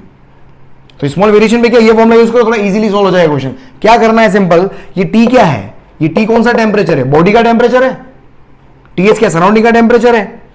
अब देखो यहां पर कैसे करोगे, सिंपल फॉर्मूला ये रहा मेरे पास, करने का तरीका क्या है, सबसे पहले बॉडी का टेम्परेचर निकालो। तो बॉडी का टेम्परेचर 50 से 48 हो रहा है, मतलब ऑन एन एवरेज टेम्परेचर 50 और 48 के आसपास ही तो है, तो उसका एवरेज ले लिया अपन ने। तो टी इक्वल्स टू ये तरीका होता है फिक्स, अपने हिसाब से नहीं बताया मैंने, ये किताबों के अंदर, पुराणों के अंदर लिखा हुआ है, तो वही मेथड यूज कर रहा हूं, ठीक है। तो 50 इसका एवरेज ले लिया, 50 प्लस 48/2 49, तो टी की वैल्यू आ गई मेरे पास, बस इसके अंदर पुट कर दो आप dt, dt मतलब बॉडी के टेम्परेचर के अंदर चेंज कितना हुआ, तो 50 से 48, तो 50 माइनस 48 डिवाइडेड बाय कितने टाइम में, dt टाइम इंटरवल कितना है 2 मिनट के अंदर, तो डिवाइड बाय 2 बराबर माइनस के multiplied by T minus T S, T कितना है 49 माइनस टी एस, सराउंडिंग का टेम्परेचर कितना है 20, ये आ गया, यहां से के की वैल्यू आ गई। एक कंडीशन से के आता है, दूसरी कंडीशन से टाइम आ जाता है, दूसरी कंडीशन में भी लगाया वापस। अब 48 से 46 में लगाओ, टेम्परेचर एवरेज टेम्परेचर निकालो पहले, 48 प्लस 46/2 47 आ गया, फिर फॉर्मूला लगा दो अब ये वाला dt, dt का मतलब क्या हो गया, टेम्परेचर के अंदर change 48 minus 46 divide by time, time मुझे निकालना है, बराबर अब k की वैल्यू क्या आ गई -1/29, -1/29 रख दिया तो प्लस हो गया, और टेम्परेचर कितना है 47 है, तो 47 माइनस सराउंडिंग का टेम्परेचर कितना दे रखा है 20 दे रखा है। बस सॉल्व करो, यहां से टाइम की वैल्यू आ जाएगी मेरे पास मिनट के अंदर, राइट। चलो जल्दी से लिख लो इसको, आप जल्दी से लिख लें। चलो लास्ट स्लाइड करें। देखो क्या है मेरे पास नेक्स्ट, आपके पास क्या है spectral emissive power. Spectral emissive power, देखो स्पेक्ट्रल इमिसिव पावर का मतलब क्या हो गया, ये एक्चुअल में किसका रेशियो होता है डीई अपॉन डी लेमड़ा। ये डीई मैंने क्या बोला, मतलब इसको कहने का मतलब क्या हो गया, जैसे कोई बॉडी है, एक बॉडी एनर्जी रेडिएट करती है पर unit time per unit surface area के, इसी टर्म में अपन हमेशा रेडिएटेड पावर ही बोलते हैं, है ना। रेडिएटेड पावर एक तरीके से क्या है energy radiated per unit time per unit surface area, उसी को अपन रेडिएटेड पावर बोल रहे हैं, इमिसिव पावर बोल रहे हैं, बहुत सारे वर्ड है यार, पता नहीं क्या क्या है, ठीक है। तो अगर मैं एक बॉडी एक पावर रेडिएट कर रही है, ठीक है। अब जैसे जैसे टेम्परेचर इसका वेरी होगा वैसे वैसे जो पावर रेडिएटेड है वो उसकी वैल्यू भी क्या होगी चेंज होगी। और पावर रेडिएटेड चेंज हो रहा है मतलब एनर्जी रेडिएटेड चेंज हो रही है, और एनर्जी रेडिएटेड अगर चेंज हो रही है तो कहीं ना कहीं वेवलेंथ चेंज हो रही है। तो for small variation of wavelength, थोड़ा सा टेम्परेचर डाउन हुआ तो थोड़ा सा लेमड़ा डाउन होगा, थोड़ा सा टेम्परेचर वेरी होगा तो थोड़ा लेमड़ा वेरी होगा, और थोड़ा लेमड़ा वेरी होगा तो उसके पैरेलल जो रेडिएटेड पावर है या इमिसिव पावर है या energy radiated per unit time per unit area है वो भी थोड़ा सा वेरी होगा। तो वो थोड़ा सा वेरिएशन जो एनर्जी के अंदर आया पर unit time per unit area के अंदर, उसको डिवाइड कर दो स्मॉल वेरिएशन इन वेवलेंथ से। इस रेशियो को अपन क्या बोलते हैं स्पेक्ट्रल इमिसिव पावर, है ना। स्पेक्ट्रल जब भी आता है तो वहां वेवलेंथ जुड़ जाती है, हमेशा वहां पर क्या जुड़ जाती है वेवलेंथ जुड़ जाती है। इस रेशियो को अपन क्या बोलते हैं, यहां से अपने कर्व प्लॉट करते हैं E lambda versus lambda curve constant temperature पर। ये कर्व जब प्लॉट किए, विन नामक एक साइंटिस्ट हुआ था, विन एक साइंटिस्ट हुआ था, उसने इस कर्व को प्लॉट किया था। उसने कर्व प्लॉट किया, क्या हुआ कर्व तो ऐसा है, पहली बात तो कर्व कैसा है कांस्टेंट टेम्परेचर के ऊपर, ये कांस्टेंट टेम्परेचर पे कर्व है और एक लेमड़ा की एक मैक्सिमम वैल्यू पर, है ना, पीक मेरे पास क्या आ रही है एनर्जी मैक्सिमम आ रही है, एनर्जी मेरे पास क्या आ रही है मैक्सिमम आ रही है। तो मेरे को वही वाले वेवलेंथ विजिबल होंगे जिनका लेमड़ा मैक्सिमम होगा, बाकी दूसरे वेवलेंथ मेरे को कभी भी विजिबिलिटी नहीं आती क्योंकि उसका एनर्जी लेवल इतना नहीं होता है, ठीक है। तो यहां पर मेरे पास क्या है, तो उसने कर्व प्लॉट किया कांस्टेंट टेम्परेचर पर, इस तरह का कर्व आया, फिर उसने टेम्परेचर को वेरी किया। तो जब उसने टेम्परेचर को वेरी किया उसने क्या देखा, कर्व लेफ्ट में शिफ्ट हो रहा था, दिख रहा है कर्व कहां शिफ्ट हो रहा है, लेफ्ट के अंदर धीरे धीरे शिफ्ट होता जा रहा था। लेफ्ट के अंदर शिफ्ट होने का मतलब क्या हुआ, पीक लेमड़ा की वैल्यू चेंज हो रही है। और उसने क्या पाया कि as you increasing the temperature, as you were increasing the temperature lambda was decreasing. ज्यादा टेम्परेचर पे कर्व का हो रहा है, टेम्परेचर को बढ़ा रहे और कर्व का हो रहा है लेफ्ट में शिफ्ट हो रहा था। तो यहां से लेमड़ा और टेम्परेचर का क्या है, इनवर्स रिलेशन निकल गया है, उसी को क्या बोल दिया अपन ने आगे जाके विन्स डिस्प्लेसमेंट लॉ, अभी आगे जाके पढ़ेंगे अपन। तो यहां से एक और चीज अपने पास क्या निकल गई, तो तीन कर्व के अंदर अगर आपको पूछ ले भाई कौन से कर्व का टेम्परेचर सबसे ज्यादा है, तो सबसे लेफ्ट में जो कर्व होगा, सबसे लेफ्ट में जिसका पीक आएगा उसका टेम्परेचर सबसे मैक्सिमम होगा। सबसे लेफ्ट में पीक किसका है, तीसरे सबसे ऊपर वाले कर्व का T3, तो T3 विल बी मैक्सिमम। अब देखो इसका एरिया अंडर द कर्व निकाले हैं। एरिया अंडर द कर्व का मतलब क्या हो गया, E lambda multiplied by lambda. Area under the curve का मतलब क्या होता है, ई लेमड़ा का इंटीग्रेशन करो विद रिस्पेक्ट टू लेमड़ा, तो उसको उधर लेके जाओगे, ई लेमड़ा का with respect to lambda integration करोगे तो मुझे ये चीज मिलेगी, मुझे डीई मिलेगा। डीई क्या है, इमिसिव पावर। तो एरिया अंडर ई लेमड़ा लेमड़ा कर्व हमेशा क्या देगा आपको, इमिसिव पावर। इमिसिव पावर मतलब रेडिएटेड पावर, रेडिएटेड पावर मतलब energy radiated per unit time per unit service area. तो ये बहुत सारे वर्ड होते हैं, फिर हीट लॉस होता है, एनर्जी लॉस होता है, रेट ऑफ कूलिंग होता है, रेट ऑफ हीटिंग, इससे कंफ्यूज ना हो। सारी चीजें एक ही है, हीट बाहर निकल रही है तो heat energy per unit time per unit area, heat energy, radiated energy per unit time per unit area, radiated power, समझ, इमिसिव पावर, तो सारी एक ही चीजें, एक ही बातें हैं, पता नहीं अलग अलग बातें इन्होंने रख दी पर सारी चीजें एक ही हैं। आपको फील आ गया होगा। तो इसके नोट्स खुद हाथ से लिखें आप, तो थोड़ा कॉन्फिडेंस आ जाएगा, इसमें लिखने से ही काम होगा, खाली देखोगे ऐसे वीडियो तो मजा नहीं आएगा ना, लिखने से हो जाएगा चैप्टर ये कंफर्म। चलो, तो विन्स डिस्प्लेसमेंट लॉ इसने क्या बोला कि लेमड़ा एम की वैल्यू जो होती है वो इनवर्सली प्रोपोर्शनल टू क्या होती है, टेम्परेचर टी। कैपिटल टी हमेशा एब्सोल्यूट टेम्परेचर ही होता है। एब्सोल्यूट टेम्परेचर क्या होता है यार, हमेशा अपन क्या कहते हैं ऐसा यूनिट के अंदर जो काम करता है केल्विन होता है, बस खत्म। तो यहां से दोनों का जो प्रोडक्ट आएगा, लेमड़ा और टाइम का टेम्परेचर का प्रोडक्ट हमेशा क्या आएगा, कांस्टेंट आएगा। उस कांस्टेंट बी को विन्स कांस्टेंट कहा गया है, जिसकी वैल्यू होती है 0.282 यूनिट क्या आएगी, देखो बी की, लेमड़ा तो हो गया मीटर और क्या हो केल्विन, तो मीटर केल्विन, या इसकी वैल्यू जो है वो 0.282 सेंटीमीटर केल्विन में, मीटर में लिखूंगा तो और 0.02 आ जाएगा ये, इसलिए 0.282 सेंटीमीटर केल्विन। चलो क्वेश्चन देखो, इसके ऊपर क्वेश्चन कैसा बनता है। एक ब्लैक बॉडी दी हुई है, black body of temperature 1500 kelvin emits maximum energy of 1000 angstrom. Maximum energy of 1000 angstrom का मतलब क्या हो गया, ये लेमड़ा एम जो दिया हुआ है ये मैक्सिमम एनर्जी के कोरस्पॉन्डिंग लेमड़ा है, मैक्सिमम एनर्जी के कोरस्पॉन्डिंग लेमड़ा है, ये सारे लेमड़ा जो है मैक्सिमम एनर्जी के कोरस्पॉन्डिंग है। मतलब ब्लैक बॉडी का टी दिया हुआ है, लेमड़ा दिया हुआ है। If sun emits maximum energy of, अब सन की मैक्सिमम एनर्जी दी हुई है क्या, मैक्सिमम मतलब लेमड़ा एम दिया हुआ है, क्या बोला, ये लेमड़ा एम मैक्सिमम लेमड़ा नहीं है, this is the wavelength where energy is maximum, energy radiated per in time पर, समझ में आ रहा है, ये लेमड़ा इज मैक्सिमम, समझना आप, lambda m is not the maximum lambda, ठीक है, इस चीज का विशेष ध्यान रखेंगे आप लोग। Find temperature of sun outer surface, मतलब दो बॉडी है, मतलब देखो सिंपल सा कॉन्सेप्ट हो गया यहां पर, देखो क्या है सॉल्यूशन, सिंपल क्या हो गया, लेमड़ा पहली बॉडी, टेम्परेचर पहली बॉडी, दूसरी बॉडी टेम्परेचर, दूसरी बॉडी का टेम्परेचर, इसने क्या पूछा है, टेम्परेचर पूछा है, तो T2 इक्वल्स टू क्या हो गया, lambda m1 T1 upon lambda m2। तो देखो यहां से मेरे पास क्या आ जाएगा, इसको सॉल्व करो, T2 देखो कितना हो गया, तो T2 equals to lambda m1, पहले वाली बॉडी का लेमड़ा कितना है देख, ओ लेमड़ू 1000 एंगस्ट्रॉम, 1000 इसको एंगस्ट्रॉम में मतलब एंगस्ट्रॉम वैसे कैंसिल हो जाएगा, है ना, शायद समझ में आ रहा होगा, 1000 मल्टीप्लाइड बाय 15, कितना रखा मैंने 1500 केल्विन एंड डिवाइडेड बाय लेमड़ू 4000, 1 2 3 1 2 3, 1500 का आधा 750, 750 का आधा कितना होता है, 375 होता है क्या, मेरे को नहीं पता भाई, करते रहना तुम लोग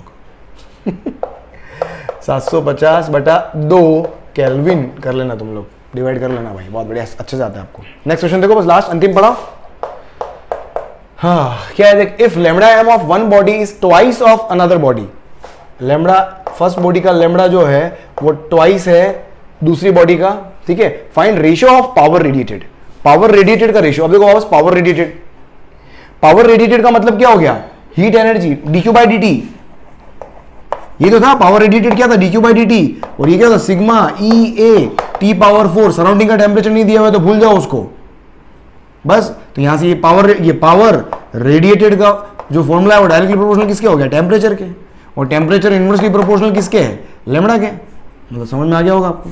तो देखो यहां से तो रेशियो निकालना मुझे, पावर रेडिएटेड पहले का डिवाइडेड बाय पावर रेडिएटेड दूसरे का equals to T1 upon T2 whole power 4, और लेमड़ा से रिलेशन करोगे तो इसको क्या आ जाएगा, lambda 2 divided by lambda 1 whole power 4, देख लो लेमड़ा 2 अपॉन लेमड़ा 1 कितना आ गया 1/2, तो 1/2 की पावर 4, 2 दूनी 4 दूनी 8 दूनी 16, मैं तो हिंदी मीडियम में पढ़ा हुआ हूँ भाई यार चलो बहुत बढ़िया, राइट, जल्दी से इसका भी स्क्रीनशॉट ले लें, चलो बहुत बढ़िया, राइट दोस्तों, so thank you so much, thank you once again. थोड़ा सा लेक्चर आज भी 5:30 हो गए मेरे को, अभी आते आते टाइम लग जाएगा, आज लेक्चर वापस वही 10 साढ़े 10 बजे की, और अगर नहीं हो पाया तो कल मॉर्निंग के अंदर 9 o'clock शार्प आपको मिल जाएगा lecture. So thank you so much again very much, आपके बने रहने के लिए, आपका यहाँ पर बने रहने के लिए बहुत बहुत साथ धन्यवाद अगर आपने अभी तक, अगर ये कंटेंट आपको अगर यूजफुल लगा हो, आपके लाइफ के अंदर अगर कुछ चेंजेस आए हो, आपको मजा आ गया हो, तो प्लीज़ शेयर करें और चैनल को सब्सक्राइब करना ना भूलें, क्योंकि मेरे पास एनालिटिक्स जो आ रहे हैं वो क्या 60% of the viewers, 60% of the watch time is coming from unsubscribers, non subscribers जिन्होंने सब्सक्राइब नहीं किया हुआ है, वहां से मेरे पास वॉच टाइम आ रहा है यार, तो सब्सक्राइब तो करो यार दोस्त, अगर रोज देख रहे हो तो कम से कम सब्सक्राइब तो मार दो। चलो वेट कर रहा हूं आपके सब्सक्रिप्शन का, thank you so much, bye bye, चलते हैं कल सेम टाइम, कल स्टार्ट करेंगे, हाँ कल, हाँ एक दिन बीच में ब्रेक आने वाला है ना, एक दिन ब्रेक लूंगा मैं, उसके बाद में मैं अपन फिर KTG और वो कंप्लीट करेंगे, ठीक है, there will be a break, क्योंकि मेरे को एक्चुअली कल परसों कहीं निकलना है, कल जो भी दिन है मेरे को कहीं निकलना है, कहीं जाना है, काम है विशेष घर के अंदर, ठीक है, चलो बाय बाय। लॉकडाउन चल रहा है, हालांकि लोग सोच रहे होंगे सर बेवकूफ़ बना रहे, अरे जाना पड़ता है भाई साहब, कल घर में भी कुछ काम होता है तो भाई साहब सर्टिफिकेट बनवा के निकलना पड़ेगा, कुछ भी हो करना तो पड़ेगा ना काम। चल भाई, बस दो क्लास हो रहेगी अपनी, 2 क्लास के बाद में 3 क्लास यूनिट्स एंड मेजरमेंट में बचा हुआ है, राइट, चलो बाय, चलते हैं, बहुत टाइम ले लिया, गुड नाइट।